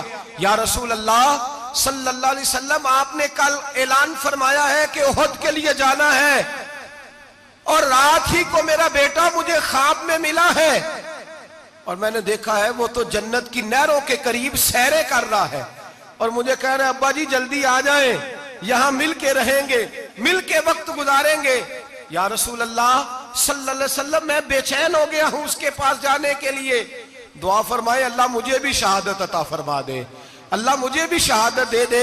صحابہ کہتے ہیں اس کی عجیب، اس کا دعا کرانے کا، ہم نے تو دیکھا تھا لوگ دعا کرانے آتے ہیں کوئی مصیبت کے لیے، کوئی پریشانی کے لیے، کوئی آزمائش کے لیے، کوئی بیماری کے لیے۔ یہ مصطفیٰ کریم کے صحابہ کا بارگاہ خداوندی پر اعتماد، توحید باری تعالیٰ پر نظر، کہ وہ کہتے ہیں ہم تو اللہ کے لیے جان دینے کی دعا کرانے آئے، دعا کریں اللہ ہمیں اپنے رستے میں شہادت کی موت دے۔ صحابہ کہتے ہیں نبی پاک نے دعا فرمائی، پھر ہم نے حضور کی دعا کو قبول ہوتے بھی دیکھا، ہم نے اپنی آنکھوں سے مصطفیٰ کی دعا کو قبول ہوتے دیکھا، ہم نے جناب خزیمہ کو احد کے میدان میں شہید ہوتے دیکھا، اور میرے رسول پاک صلی اللہ علیہ وسلم کے صحابہ ان کی طرف دیکھتے تو رشک کرتے، فخر کرتے، کہتے دیکھو یہ وہ غلام ہے جو حضور سے دعا لے کر کے دنیا سے گیا۔ آج جو لوگوں کا مرنے کو دل نہیں کرتا، آج بڑی بڑی بلڈنگیں بناتے ہیں، بڑی بڑی عمارتیں کھڑی کرتے ہیں، بڑی بڑی جائیدادیں بناتے ہیں، ہر بینک میں اکاؤنٹ کھلواتے ہیں، سرمایہ پیسہ دنیا داری بناتے ہیں، تعلقات بناتے ہیں، سیاسی سماجی رشتے، دنیا داری کے جھوٹ کے ناطے۔ توحید باری تعالیٰ پر جب اعتماد ہوتا ہے تو انسان جس رشتے کو مضبوط کرنا چاہتا ہے وہ یا خدا کا رشتہ ہوتا ہے یا محمد مصطفیٰ کا رشتہ ہوتا ہے، باقی تو پھر اس کی توجہ ہٹ جاتی، باقی تو ہٹ جاتی ہے توجہ، پھر وہ یہ دیکھتا ہے کہ خدا رسول کے ساتھ رشتہ کس طرح مضبوط ہو سکتا ہے۔ میرے بھائی توحید باری تعالیٰ اللہ کے رستے میں مرنے کا جذبہ دیتی ہے، راہ الہی میں نکلنے کا شوق پیدا کرتی ہے۔ اللہ تبارک و تعالیٰ کی توحید جب تو کامل طور پر مانتا ہے پھر تیرا آگے بڑھنے کو دل کرتا ہے۔ حضرت سیدنا انس بن مالک رضی اللہ تعالیٰ عنہ فرماتے ہیں، الترغیب والترہیب میں حدیث مبارکہ موجود ہے، فرماتے ہیں احد کے میدان میں یا اس کے علاوہ کوئی ایسا موقع تھا کہ ایک صحابی حضور کی بارگاہ میں آئے، عرض کرنے لگے یا رسول اللہ صلی اللہ علیہ وسلم، ایک تو میں غریب ہوں، دوسرا میری شکل صورت خوبصورت نہیں، تیسرا میرے وجود سے بدبو نکلتی ہے، کوئی میرے قریب نہیں بیٹھتا، اگر میں اللہ کے رستے میں جہاد کروں، اپنی راہ خدا میں جان دے دوں تو بتائیے میرا رب مجھے کیا عطا کرے گا؟ تو نبی پاک نے فرمایا اگر تو شہید ہو گیا تو سارے دروازے کھل جائیں گے جنت کے، سیدھا جنت میں جائے گا۔ یقین کامل دیکھیے، احد کے میدان میں تلوار پکڑی، جہاد کیا، شہید ہو گئے، صحابہ کہتے ہیں نبی پاک اس کے سرانے آ کے کھڑے ہوئے، اور کیا خوبصورت جملے ارشاد فرمائے اللہ تبارک و تعالیٰ نے اس کی بدصورتی کو خوبصورتی میں بدل دیا ہے، اللہ نے اس کے وجود سے آنے والی بدبو کو خوشبو سے بدل دیا، اور نبی پاک علیہ السلام فرمانے لگے جنت کی حور دروازہ کھول کے اسے کہہ رہی ہے آ جا جلدی جلدی، اللہ نے تیرا نکاح میرے ساتھ فرما دیا ہے، جلدی آ جا، میں تیرے استقبال کو کھڑی۔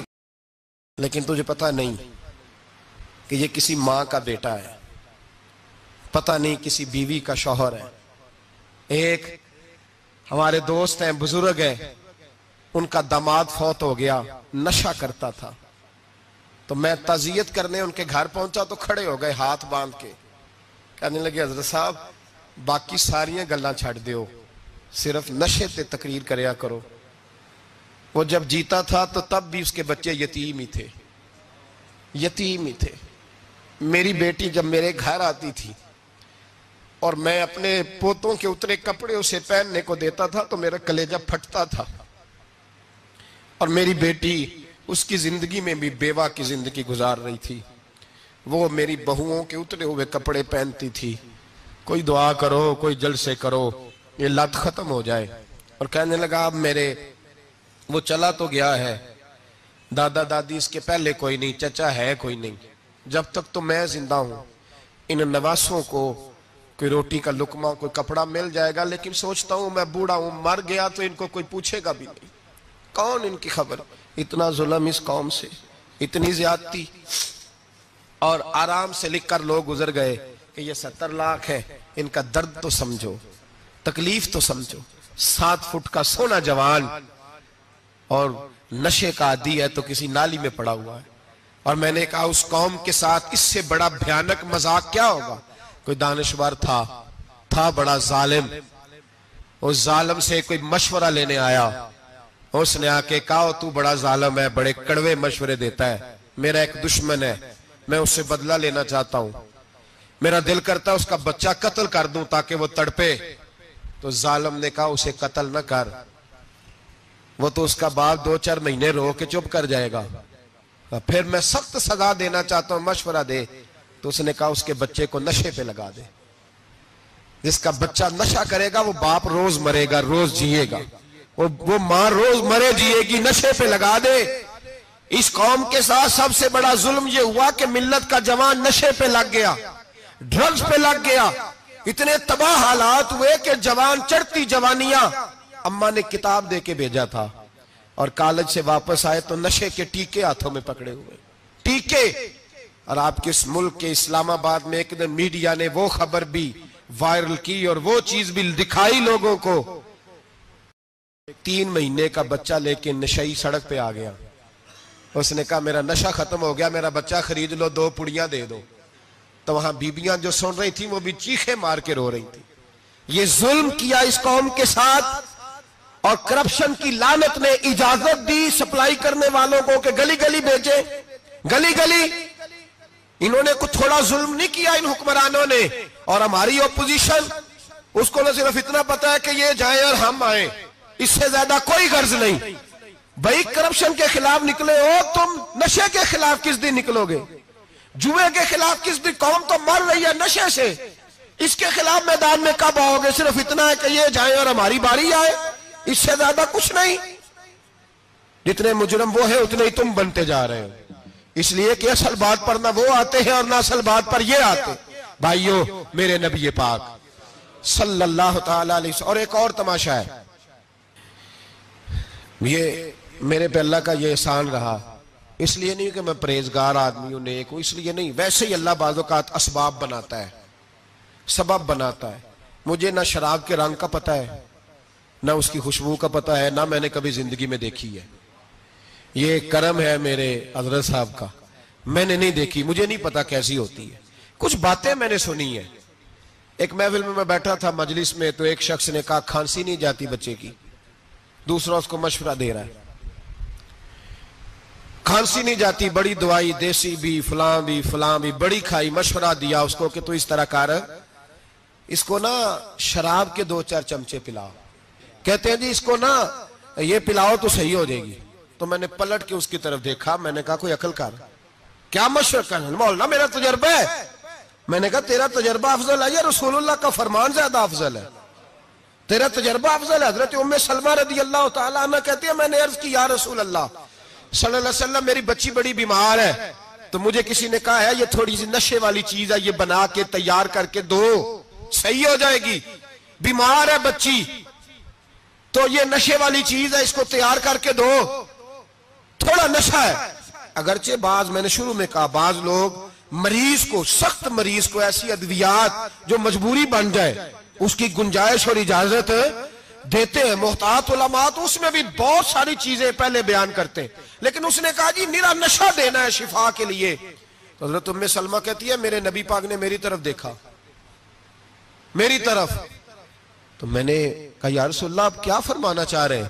تو نبی پاک نے فرمایا ام سلمہ کبھی ناپاک چیز میں بھی شفا ہوئی ہے، کبھی ناپاک چیز میں بھی، کبھی شراب اور خمر میں بھی شفا ہو سکتی ہے.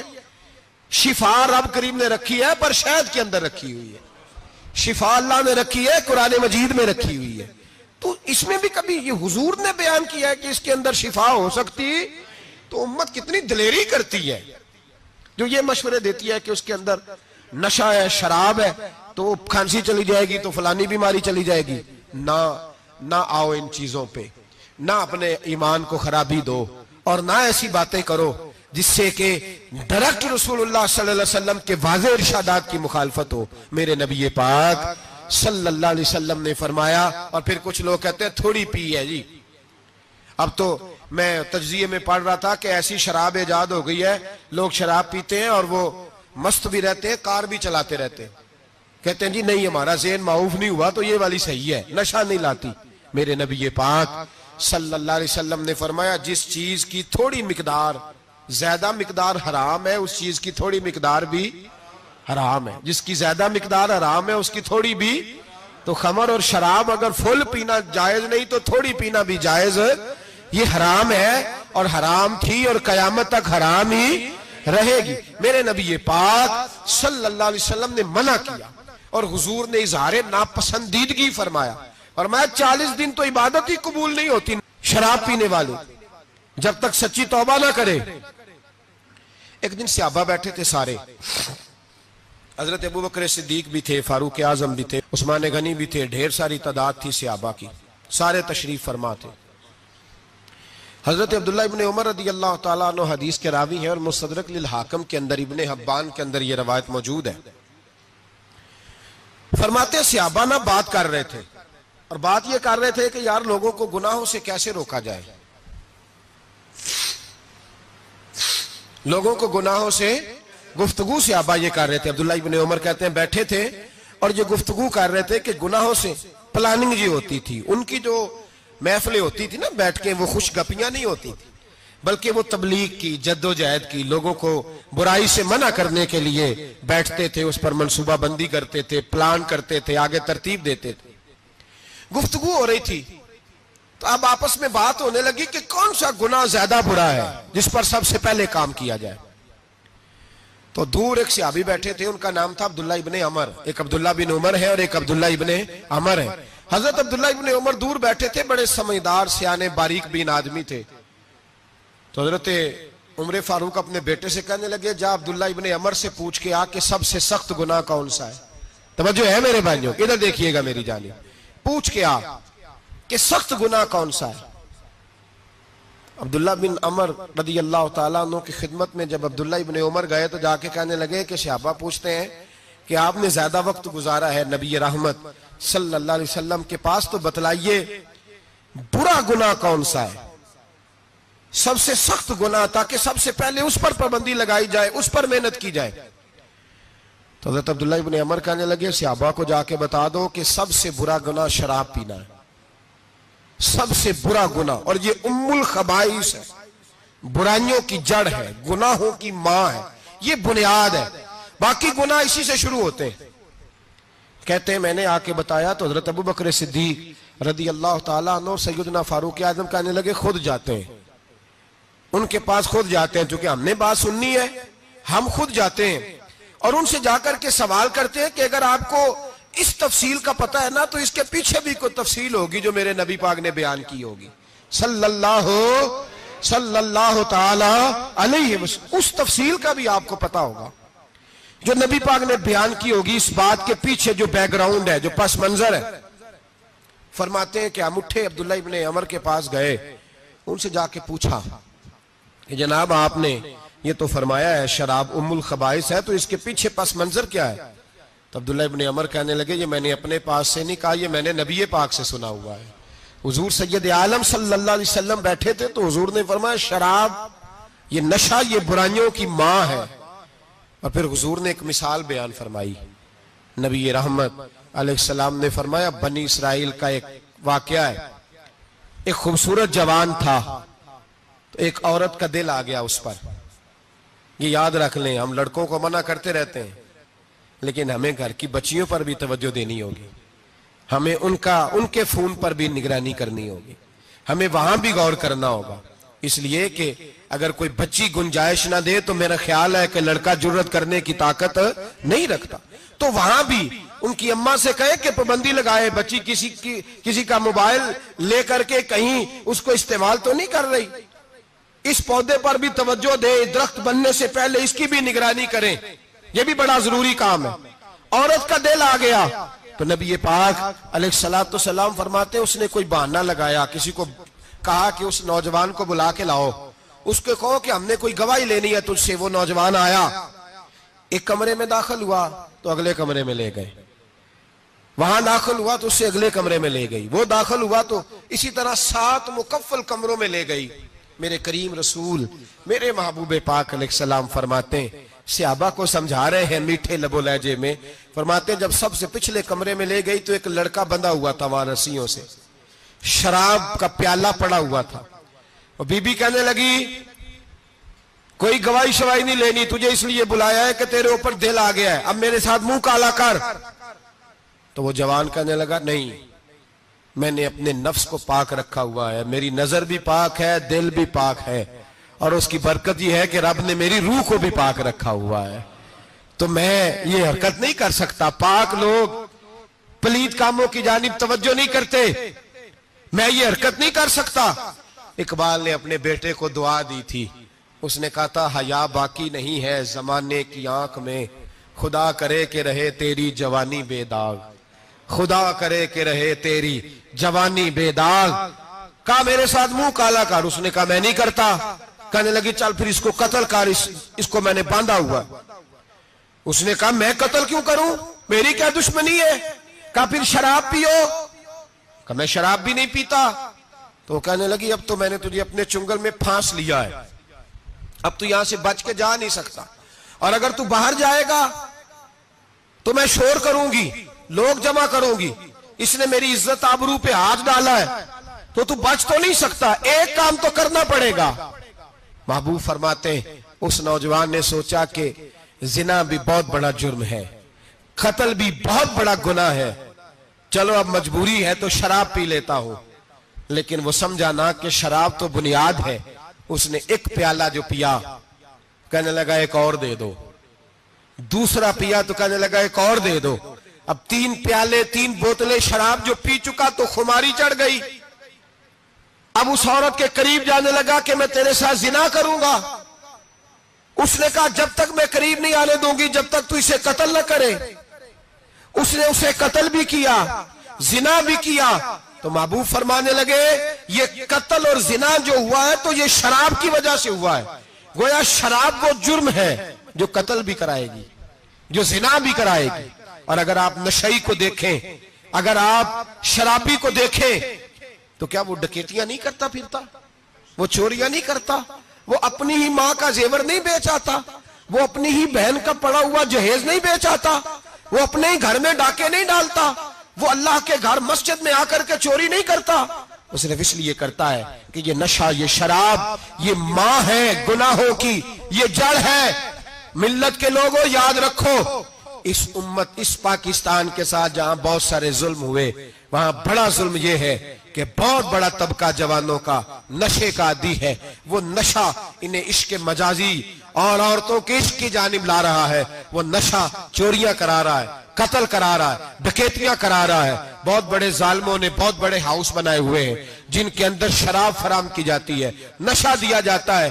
میں نے تو ایسے ایسے لفظ سنے کہ الیکشن کے دنوں میں ووٹ لینے کی خاطر سیاستدان انہیں نشہ فراہم کرتے ہیں، انہیں باندھ کے رکھتے ہیں، روز تمہیں پڑیا ملے گی، ووٹ ہمیں ڈالنا. اتنا ظلم، اتنی زیادتی، اتنا جبر، ایک انسان کے ساتھ کھیلنا.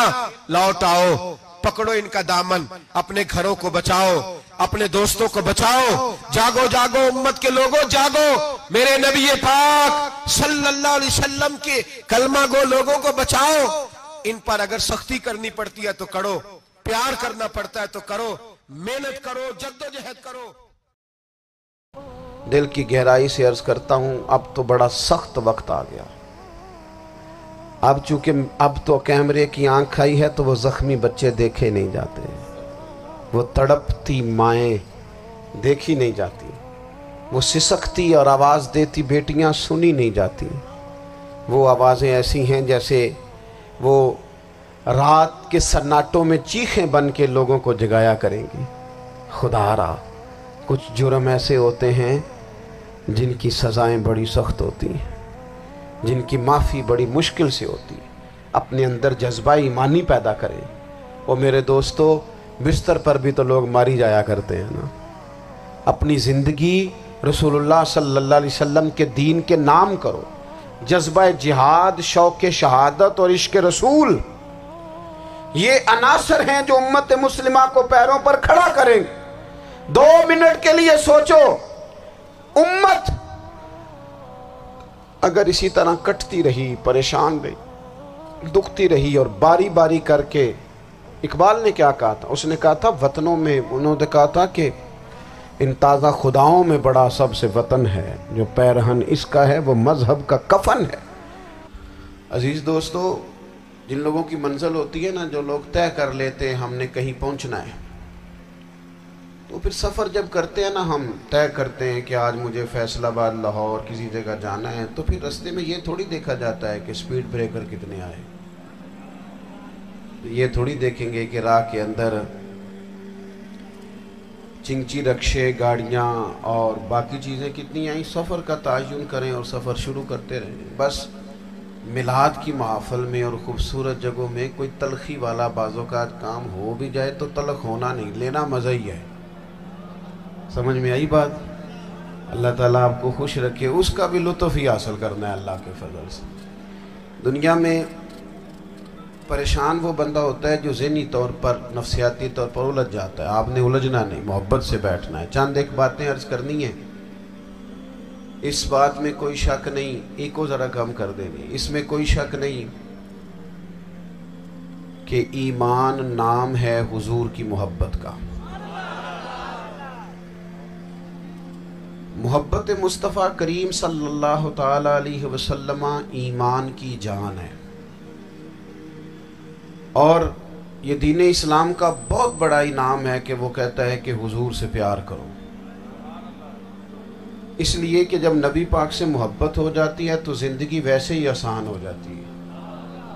ए इश्क तेरे सदके जलने से छुटे सस्ते, जो आग बुझा देगी अब वो आग लगाई है। क्या होता है कि इंसान के लिए ज़िंदगी आसान हो जाती है। मैंने अर्ज़ किया था कि पता ही नहीं चलता कमांडर इन चीफ कौन है। अल्लाह आपको सलामत। ठीक हो गया जी, अब आने दे दोस्तों को, बैठ जाएं जी। आप लोग आगे ना हो, प्यारे बेटे बैठ जाओ जहाँ जगह नहीं। आप इस तरह भागे दौड़े तो ना, महफिल में आए, इसका अदब का ख्याल करें। आप तशरीफ़ रखें, बस बैठ जाएं जहाँ जगह मिल रही है। जो दौड़ के आ रहे हैं ये इत्मीनान से आएंगे तो बावकार लगेंगे। अल्लाह आपको सलामत रखे, बरकत दे। माशाअल्लाह, अल्लाह ताला आपको बरकत दे। ओहो, ये इतना मजमा कंट्रोल नहीं होता, कोई बात नहीं, वो एनजी होता है हर रोज। नारे तकबीर, नारे तकबीर, नारे रिसालत, नारे बस बैठ जाए, अब तशरीफ रख, जल्दी से बैठ जाए जी। आप जो खड़े हैं ये गलत कर रहे हैं, 1 सेकंड से पहले बैठ जाएं। फटाफट फटाफट, फैसला करने में इतनी देर। लो जी माशाल्लाह, ठीक हो गया।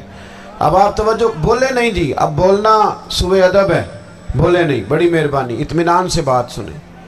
नबी पाक अलैहिस्सलाम की जो मोहब्बत है ना, वो इंसान के लिए ज़िंदगी को आसान कर देती है। हुजूर से प्यार होता है ना तो बंदा नफरत करनी वैसे ही छोड़ देता है। हुजूर से प्यार करता है, हिरस, हवस, लालच वैसे ही निकल जाता है। जब हुजूर से मोहब्बत हो जाती है, नमाज पढ़ना, दरगुजर करना, दुरूद शरीफ पढ़ना, कुरान पाक पढ़ना, दीन की खिदमत करना, हत्ता के जान देना भी आसान हो जाता है। नबी पाक अलैहिस्सलातु वस्सलाम की मोहब्बत انسان کو کبھی بھی ہیں ان تقاضوں کو سمجھنا پڑے گا. تازہ دم رکھتا ہے حضور کا پیار. شرط یہ ہے کہ محبت صحیح ہو، اصلی ہو، باطن میں ہو. یہ آپ کو آپ کے ذہن کے اندر کبھی بھی کسی بدبو کو نہیں آنے دے گی، طبیعت کو تازہ دم رکھے گی، سکون میں رہے گی. لیکن نبی پاک علیہ السلام کی محبت کے کچھ تقاضے ہیں، ان تقاضوں کو سمجھنا پڑے گا. بالخصوص امت اس وقت جس جگہ پہ کھڑی ہے،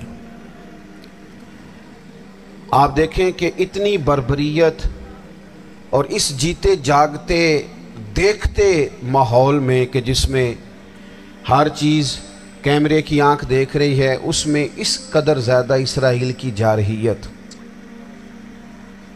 اس کے جواب میں 2-3 تازیانے ہیں وہ سمجھنے والے. ایک ہے کہ میں کوئی جذباتی بات کروں گا، آپ اس کی تائید کر دیں گے. ایک ہے کہ پہلوؤں پر غور کرنے کا وقت ہے کہ اتنے کٹھن ماحول میں بھی اگر مسلم امہ کے لیڈر بیدار نہیں ہو رہے تو آپ کو پس منظر سمجھنا پڑے گا کہ ہم نے نبی پاک کی محبت کے تقاضوں کو نہیں سمجھا. حضور سے محبت ہے نا تو پھر نبی پاک کو تو سادہ طرز زندگی پسند ہے، حضور کو تو پسند نہیں ہے. اللہ کے محبوب نے تو دعا مانگ کے فقیری لی اللہ تعالیٰ سے. آپ کو پتہ ہے جب بندہ بہت زیادہ آسانیوں میں چلا جاتا ہے، بہت زیادہ اس کے پاس سہولیات ہو جاتی ہے، اس کا مرنے کو دل نہیں کرتا. خود نبی پاک علیہ السلام نے فرمایا قیامت کے قریب کافر تم پر جھپٹیں گے جس طرح بھوکے لوگ کھانے پر جھپٹتے ہیں. حضور کیوں، ہم تھوڑے ہوں گے؟ فرمایا نہیں، تمہیں دنیا سے محبت ہو جائے گی اور موت تمہیں بری لگے گی. اتنے بڑے بڑے بنگلے، عالی شان محلات، کس کا چھوڑ کے مرنے کو جی چاہتا ہے معاذ اللہ. نبی پاک کی محبت کا تقاضا سمجھو. ایسا نہیں کہ وہاں دولت آئی نہیں. حضور تو فرماتے ہیں کہ اللہ نے خزانوں کی کنجیاں میرے ہاتھ میں رکھ دی ہیں، لیکن میں نے عرض کیا مالک ایک وقت روٹی دینا اور ایک وقت کا فاقہ دینا. کنجیاں خزانوں کی اللہ نے دی. جب تک آپ اپنا طرز زندگی، یہ جو بہت دنیا کا پیار ہے نا، بہت زیادہ مرنے کی ہرس، یہ بہت زیادہ جینے کی ہرس تو اللہ تعالیٰ نے قرآن پاک میں یہودیوں کا طریقہ بیان کیا کہ وہ کبھی مرنے کی تمنا نہیں کریں گے کیونکہ جینے کی ہرس رکھتے ہیں. نبی پاک علیہ السلام کے غلاموں، طرز زندگی جب تک سادہ نہیں ہوتا اور جب تک یہ دنیا کے جھمیلوں سے کسی کو دولت دے کر پیچھے کر دیا جاتا ہے، کسی کو عہدہ دے کر چپ کرا دیا جاتا ہے، کسی کو اقتدار دے کر چپ کرا دیا جاتا ہے. رسول اللہ صلی اللہ علیہ وسلم کے سچے غلام، انہیں ایک بات کی سمجھ آ گئی تھی کہ ہمیں ہمارے رب نے کہا ہے قُلْ إِن كُنْتُمْ تُحِبُّونَ اللَّهَ فَاتَّبِعُونِي يُحْبِبْكُمُ اللَّهُ. اے محبوب آپ ان سے فرما دیں اگر رب سے محبت کرنا چاہتے ہیں تو آپ کی پیروی کریں، اللہ خود ان سے محبت فرمائے گا. جب رب بھی ان کا ہو جائے گا، جب رب بھی ان کا کی محمد سے وفاتوں نے تو ہم، یہ جہاں چیز ہے کیا، یہ لوح و قلم تیرے ہیں، اس کا کیا مطلب ہوا؟ لوح و قلم، قلم لکھتی ہے نا تقدیریں، مقدر فیصلے، تو لوح و قلم تیرے ہیں، اس کا مطلب یہ ہے کہ پھر رب کریم تیرے اوپر فضل کرے گا اور وہ جن فیصلوں کی امت کو دیانت سے چاہت ہے اللہ اپنے فضل سے وہ فیصلے فرمائے گا. جب تک زندگی حضور کی غلامی کی طرف نہیں جاتی وہ اللہ تعالیٰ کی تائید نہیں پاتی. حضرت عبداللہ ابن حذافہ رضی اللہ تعالیٰ عنہ کو رومیوں نے قید کر لیا تھا، اور جب رومی آپ کو قید کر رہے تھے، پکڑ رہے تھے، جنگ میں کچھ موڑ ایسا آ گیا کہ بظاہر مسلمانوں کے قدم پیچھے ہٹ رہے تھے، تو 1000 آدمی نے، 100 آدمی نے مل کے آپ کے گرد گھیرا ڈالا اور بڑی مشکل سے آپ کو گرفتار کیا. جب بادشاہ کے سامنے لے گئے نا تو بادشاہ سے اس کا سپہ سالار کہنے لگا کہ بندہ ضائع کرنے والا نہیں. یہ بات سمجھیں آپ، ہماری طبیعت کے مطابق جو بندہ پورا نہیں اترتا ہم ضائع کر دیتے ہیں. حالانکہ اگر آپ کو مخالف صف میں بندہ کام کا نظر آئے تو آپ غور فرمائیں کہ یہ ہمارے قافلہ محبت میں کیسے شامل ہو سکتا ہے، اس کے لیے جد و جہد کریں تاکہ اس سے کام لیا جا سکے۔ اس نے کہا، روم کے بادشاہ نے، بندہ ضائع کرنے والا نہیں، وزیر نے کہا بادشاہ سے، اس نے کہا کیا کریں؟ کچھ ایسا کریں کہ یہ معاذ اللہ ہمارے دین میں آ جائے۔ اور قرآن مجید نے واضح کہہ دیا ہے کہ یہودی اور عیسائی تم سے راضی نہیں ہو سکتے حتی تتبع ملتہم، جب تک کہ تم ان کے دین کی پیروی نہ کرو، ان کو کسی طریقے سے معاذ اللہ عیسائی بنایا جائے۔ تو بادشاہ کہنے لگا 2-3 چیزیں ہیں جس سے کوئی بندہ بھی خریدا جا سکتا ہے، کر لیتے ہیں بات۔ اس نے سب سے پہلے حضرت عبداللہ ابن حذافہ سے کہا کہ جتنے پیسے آپ کہیں گے آپ کو ملیں گے، آپ اس دین میں آ جائیں معاذ اللہ۔ تو حضرت عبداللہ ابن حذافہ نا، کچھ لوگ بڑے سیانے ہوتے ہیں، بردبار ہوتے ہیں، بعض باتوں پر غصہ نہیں کرتے، ہنستے ہیں۔ حضرت عبداللہ ابن حذافہ ہنس پڑے، فرمانے لگے تجھے کس نے بادشاہ بنایا؟ تو بڑا بیوقوف آدمی ہے۔ اس نے کہا کیا مطلب؟ فرمانے لگے نادان، میں تو تلوار لے کے میدان میں آیا ہوں، مجھے دولت کمانی ہوتی میں تجارت کرتا، میں تجارت نہیں کر رہا، میں تو شہادت کے لیے نکلا ہوا ہوں، اور تو مجھے کہہ رہا ہے پیسے لے لے، کو عقل کی بات کر۔ اس نے دوسری بات کی، اس نے کہا کہ میں بادشاہ ہوں، میرے نیچے جتنے بھی عہدے ہیں، وزیر، مشیر، وزیر خزانہ، جو آپ عہدہ کہیں گے آپ کو دے دیا جائے گا، آپ اس طرف آ جائیں۔ تو حضرت عبداللہ ابن حذافہ کہنے لگے پھر کہتا ہوں تو بڑا نادان ہے۔ فرمانے لگے میں حضور کا صحابی ہوں، اور صحابی ہونے سے بڑا عہدہ دنیا میں ہے ہی کوئی نہیں۔ صحابہ وہ صحابہ جن کی ہر صبح عید ہوتی تھی، خدا کا قرب حاصل تھا، نبی کی دید ہوتی تھی۔ کہا تو مجھے لالچ دے رہا ہے؟ اب انہوں نے ایک نئی چال چلی۔ وزیر کہنے لگا کہ میں ایک اور طرح سے معاذ اللہ کوشش کرتا ہوں پگھلا دینے کی۔ آپ اندر کمرے میں قید تھے تو وہاں ایک خاتون کو بنا سنوار کر بھیج دیا گیا۔ دوستو یاد رکھنا، تگڑا اور مضبوط جوان پتہ کون ہوتا ہے؟ جس کی نظریں پوری طرح اس کے کنٹرول میں ہوں، یہ علامت جوانی ہے۔ جس آدمی کا پوری طرح، 2 لوگ دنیا میں کبھی کوئی کارنامہ سر انجام نہیں دے سکتے، ایک جو حرام کھاتا ہو، ایک جس کی نظر ناپاک ہو۔ محمد بن قاسم جب یہاں آئے تھے نا تو ایک دن بڑے پریشان تھے، تو ایک بزرگ کہنے لگے آپ کیوں پریشان ہیں؟ کہنے لگے راجہ دہر سے مقابلہ ہے، اور ہماری فوج تو سندھ کے رستے بھی نہیں جانتی، زبان بھی نہیں جانتی، لڑیں گے کیسے؟ 2-4 دن کے بعد ان بزرگوں کی دوبارہ محمد بن قاسم سے ملاقات ہوئی تو بڑے خوش تھے۔ کہا اب آپ کیوں خوش ہیں؟ کہنے لگے وہ میرا مقابلہ نہیں کر سکتا، میں نے تحقیق کر لی ہے۔ کہا کیوں؟ کہنے لگے نظر کا گندہ ہے، اور جو نظر کے گندے ہوتے ہیں وہ میدانوں میں ٹھہرا نہیں کرتے۔ میدان کے لیے نکلنے کے لیے پاک جوانی کی ضرورت ہوتی، تطہیر مزاج ہونا ضروری ہوتا ہے، پاکیزہ افکار اور سچی اور سچی ستھری سوچوں کا ہونا ضروری ہوتا ہے۔ اس لیے فرمایا کہ میرا مقابلہ نہیں کر سکتا۔ حضرت عبداللہ ابن حذافہ کمرے میں تھے تو وزیر کی بیٹی اندر سجی سنوری پہنچ گئی۔ جیسے ہی آپ نے اس کفر کی چال کو دیکھا تو تیمم کر کے نفل شروع کیے۔ وہ ساری رات بیٹھی رہی، رب کا بندہ ساری رات عبادت کرتا رہا۔ عبادت بڑا سہارا ہے، مصلی بڑا سہارا ہے اللہ کے بندوں۔ صبح دروازہ کھولا، وزیر نے اپنی بچی سے پوچھنا چاہتا تھا رزلٹ کیا نکلا، تو وہ کہنے لگی پیچھے ہٹ جا، اب تیرا میرا تعلق کوئی نہیں، میں نے نبی پاک کا کلمہ پڑھ لیا۔ اس نے کہا میں نے بھی زمانہ دیکھا ہے، پر یہ کیا لوگ ہیں، کستوری کے بنے ہوئے، سندل سے دھلے ہوئے، کہ میں ساری رات کمرے میں رہی اور 100 اور 1000 آدمی جس جوان کا مقابلہ نہ کر سکے، اتنا طاقتور جوان کمرے میں رہا اور اسے نظر اٹھا کے نہ دیکھا۔ او کچا رنگ للاری والا جڑا چڑھدا تے لیندا رہندا ہے، اے عشق تیرے دا رنگ محمد چڑھیا پھیر نہیں لیندا۔ میں کہا ایک دفعہ نظر اٹھا کے نہیں دیکھا؟ کمال ہو گئی، اتنے بڑے لوگ، اتنی بڑی سعادت مندی، فیروز بختی، معاملہ فہمی حد ہو گئی۔ اللہ اکبر۔ دوستو بادشاہ جب پوری طرح ہار گیا نا، اس نے کہا مار دو۔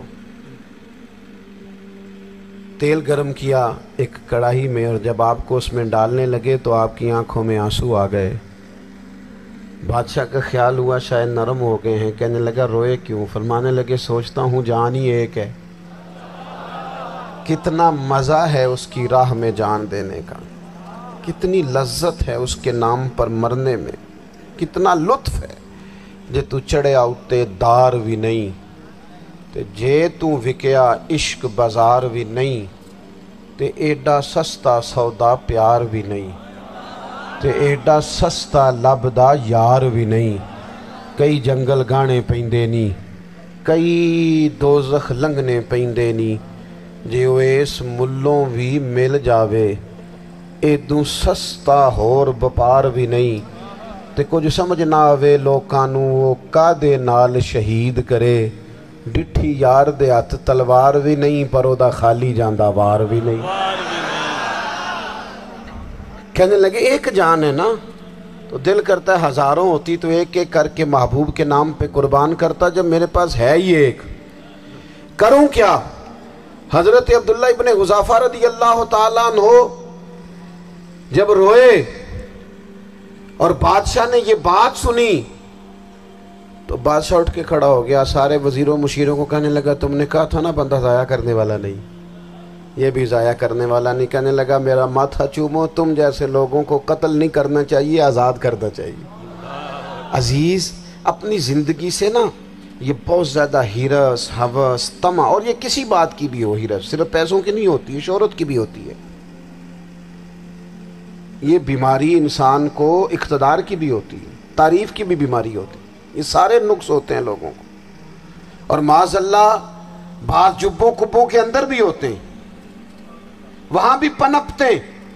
اپنی زندگی جب تک اس سادگی میں نہیں لاؤ گے جو رسول پاک نے عطا فرمائی ہے، جب لوگ آسانیوں میں پوری طرح الجھ گئے تو پھر وہ دور ہوئے اور کفر چڑھ گیا۔ دوسری بات، اللہ کے محبوب صلی اللہ تعالی علیہ وسلم کی محبت ہم سے تقاضا کرتی ہے کہ ہم اس مشن کے لیے کام کریں جس مشن کے لیے رسول پاک نے کام فرمایا ہے۔ ہم سارے کام بڑے مضبوطی سے، سوچ سمجھ کے، تدبر سے، حکمت سے، تقاضوں کو مد نظر رکھتے ہوئے کرتے ہیں سارے کام۔ دین کے کام میں ہمارا مزاج نہیں ہوتا، او ہو جائے گا جی، آپ بسم اللہ پڑھیں جی، شروع کریں جی۔ آپ تقاضوں کو سمجھیں، چیزوں کو دبائیں نہیں، چیزوں پر غور کریں۔ کسی کے ذہن کی سطح پر سوال ابھرتا ہے، اس کا تسلی بخش جواب دیں۔ اپنی زندگی میں دین کے کام کے لیے اپنے آپ کو وقف کریں، اور دین کے کام کے بہت سارے پہلو ہیں۔ ہزاروں لوگوں کو قرآن پاک ٹھیک پڑھنا نہیں آتا، ہزارہا لوگ ہیں جو قرآن مجید کے مطالب سے آگاہ نہیں ہیں، دین کی بنیادی ضروریات سے لوگ نابلد ہیں۔ میں آپ کو کس طرح یہ بات سمجھاؤں کہ ہزاروں کی تعداد میں طلاقیں اس لیے ہوتی ہیں کہ مردوں کو طلاق کے مسئلے نہیں آتے، انہیں پتہ نہیں ہے کہ مجھے حقوق زوجین کے معاملے میں کیسے چلنا۔ ڈھیر سارے گھروں میں تباہی اس لیے ہے کہ تربیت اولاد کا دینی منہج ہمیں نہیں پتا۔ اپنا حصہ ملائیں دین کے کام میں۔ ایک آدمی کو اگر تو نمازی کرنے میں کامیاب ہو گیا، تیری زندگی بدل گئی۔ وہ دین بیزار لوگ جو ہمارے بیچ بیٹھ کے ہماری نوجوان نسل کو پگڑی اور داڑھی کا نام لے کے بنیادی طور پر دین سے دور کرتے ہیں، ایسے نوجوانوں کو دین کا پیغام محبت دے کر دین کے قریب کرنا ہماری ڈیوٹیوں کا حصہ ہے۔ ہمیں ذمہ داری کا احساس کرنا پڑے گا، ہمیں یہ خاص قدم اٹھانا پڑے گا، توجہ دینی پڑے گی۔ مساجد، مدارس، میں آپ سے عرض کروں، اتنی ڈٹ کے مخالفت ہوتی ہے نا مدرسوں کی، اتنی ڈٹ کے۔ میں ادارہ چلاتا ہوں، اس کے چلانے میں جو مشکلات ہیں وہ تو ہم بتا نہیں سکتے آپ کو، اس لیے کہ میری قوم، میرا اس قوم سے تعلق ہے جو نعت خواں امیر کرنا چاہتی ہے، مدرسے نہیں، نقیب خطیب پیدا کرنا چاہتی ہے۔ شعر و شاعری کی زندگی کو پروان چڑھانا چاہتی ہے. فقط ہمارا ان لوگوں سے تعلق ہے جو لاکھوں کروڑوں روپیہ محافل پہ لگائیں گے، اور قاری صاحب بیچارے اگر مسجد کا کوئی ہونے والا کام کسی وقت بتا دیں گے تو وہ بڑی مشکل آ جائے گی ان کے لیے. یہ کیسے ہو سکتا ہے؟ آپ نے یہ ڈیوٹی بتا دی. مدارس اور جتنا اہم رول دین کو پھیلانے میں مدارس اسلامیہ کا ہے، اتنی زبردست. لوگوں کا خیال ہوتا ہے میری طرح کے لوگ شاید کام کرتے ہیں، ڈیوٹی کرتے ہیں. یہ 10-15 لوگ آپ کو نظر آتے ہیں جو آپ کو کہیں میڈیا پر یا ادھر ادھر ڈیوٹی کرتے. مخلص لوگ اپنی جگہ پہ وہ بھی بڑا ہی کام کر رہے ہیں، جو میڈیا پہ آ کے بھی اخلاص سے اور درد دل سے کو دین کی، ان کی بھی کسی بات کی حوصلہ شکنی نہیں. لیکن ہزارہا اساتذہ جو مدارس میں بیٹھ کے پڑھاتے ہیں، جنہوں نے وہ سارے لوگ تیار، آپ سمجھ نہیں سکتے کتنا بڑا کام. حفظ کا استاد جو ہوتا ہے نا، اس کی ڈیوٹی 24 گھنٹے ہوتی ہے فجر سے پہلے، اور اس نے بچوں کو اٹھانا ہے. تنخواہ تو ہم انہیں دینا نہیں نہ چاہتے جی، تنخواہ نہیں دے دی انہوں نے. ہم بھی مولوی امیر نہ ہو جانا. مولوی نو تے سوٹ بھی 27ویں والی رات دے ہے تاکہ کدھر سوان کے عید والے دن پا نہ لوے، چونکہ 27ویں تو بعد تے درزی پھڑتا ہی کوئی نہیں.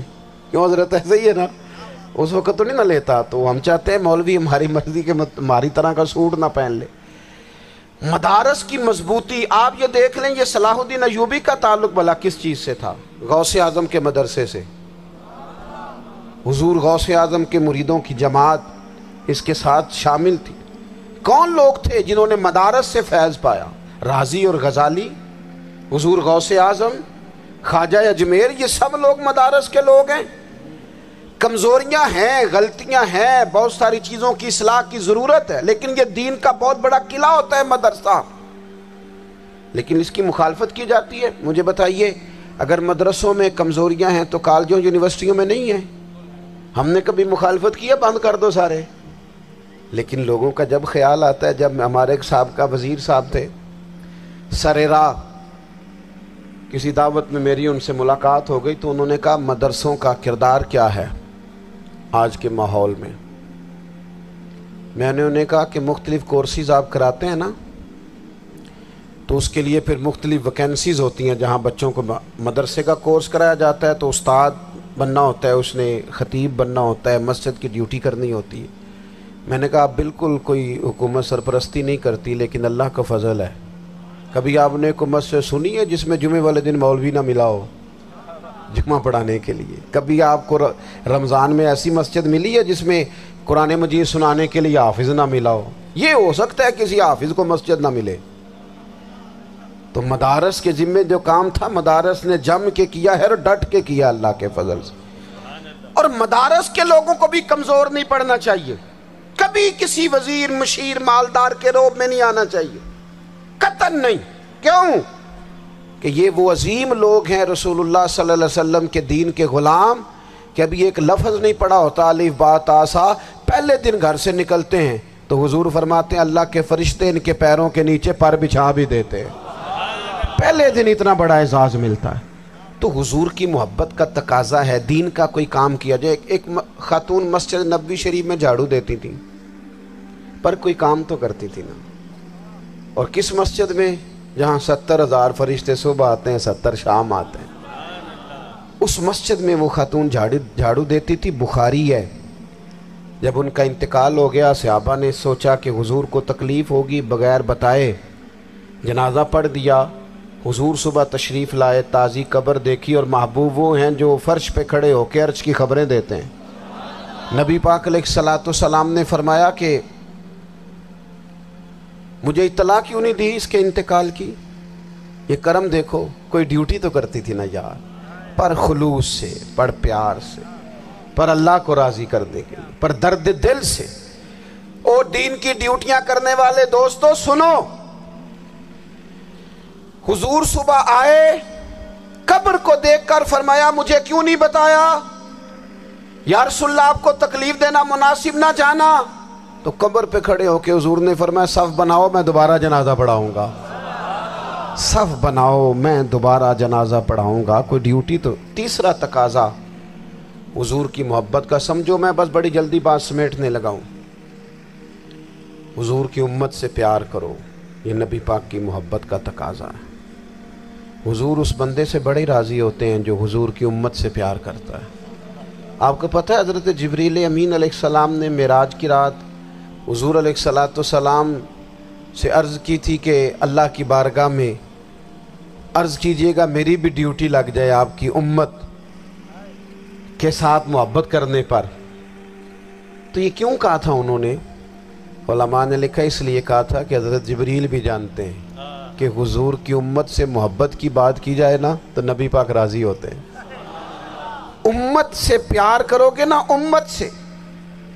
एक सिर्फ बात का ख्याल रखना, अकीदा बुरा हो तो बात दूसरी है, वरना मेरे महबूब की उम्मत का एक एक शख्स जो मदीने वाले का कलमा पढ़ता है, जो हुजूर का गुलाम है, उसके बारे में अपने दिल में गुंजाइश रखना, प्यार रखना, वारफ्तगी रखना। ओ दोस्तों, यहाँ लोग किस किस तरह ग्रोहों को, जमातों को सपोर्ट करते हैं। नबी पाक ने इस उम्मत की कसरत पर फख्र बयान किया और हुजूर फरमाने लगे 120 सफ़े जन्नतियों की होंगी, क़यामत में 80 सफ़े सिर्फ मेरी उम्मत की होंगी। मैं कसरत उम्मत पर फख्र करूँगा। इन लोगों से प्यार करना है, इनके दुख दर्द को समझना है। पता है आज क्या होता है? आज हमें ना मुख्तलिफ छोटे छोटे मुल्कों में बांट दिया गया, तो हम किसी दूसरे मुसलमान भाई का दर्द नहीं महसूस करते। हम घरों में नहीं महसूस करते। पड़ोसी पर जुल्म हो रहा हो तो हम कहने पुत्र साडा नहीं मसला, यहूदा मसला है, तेनू की लगे।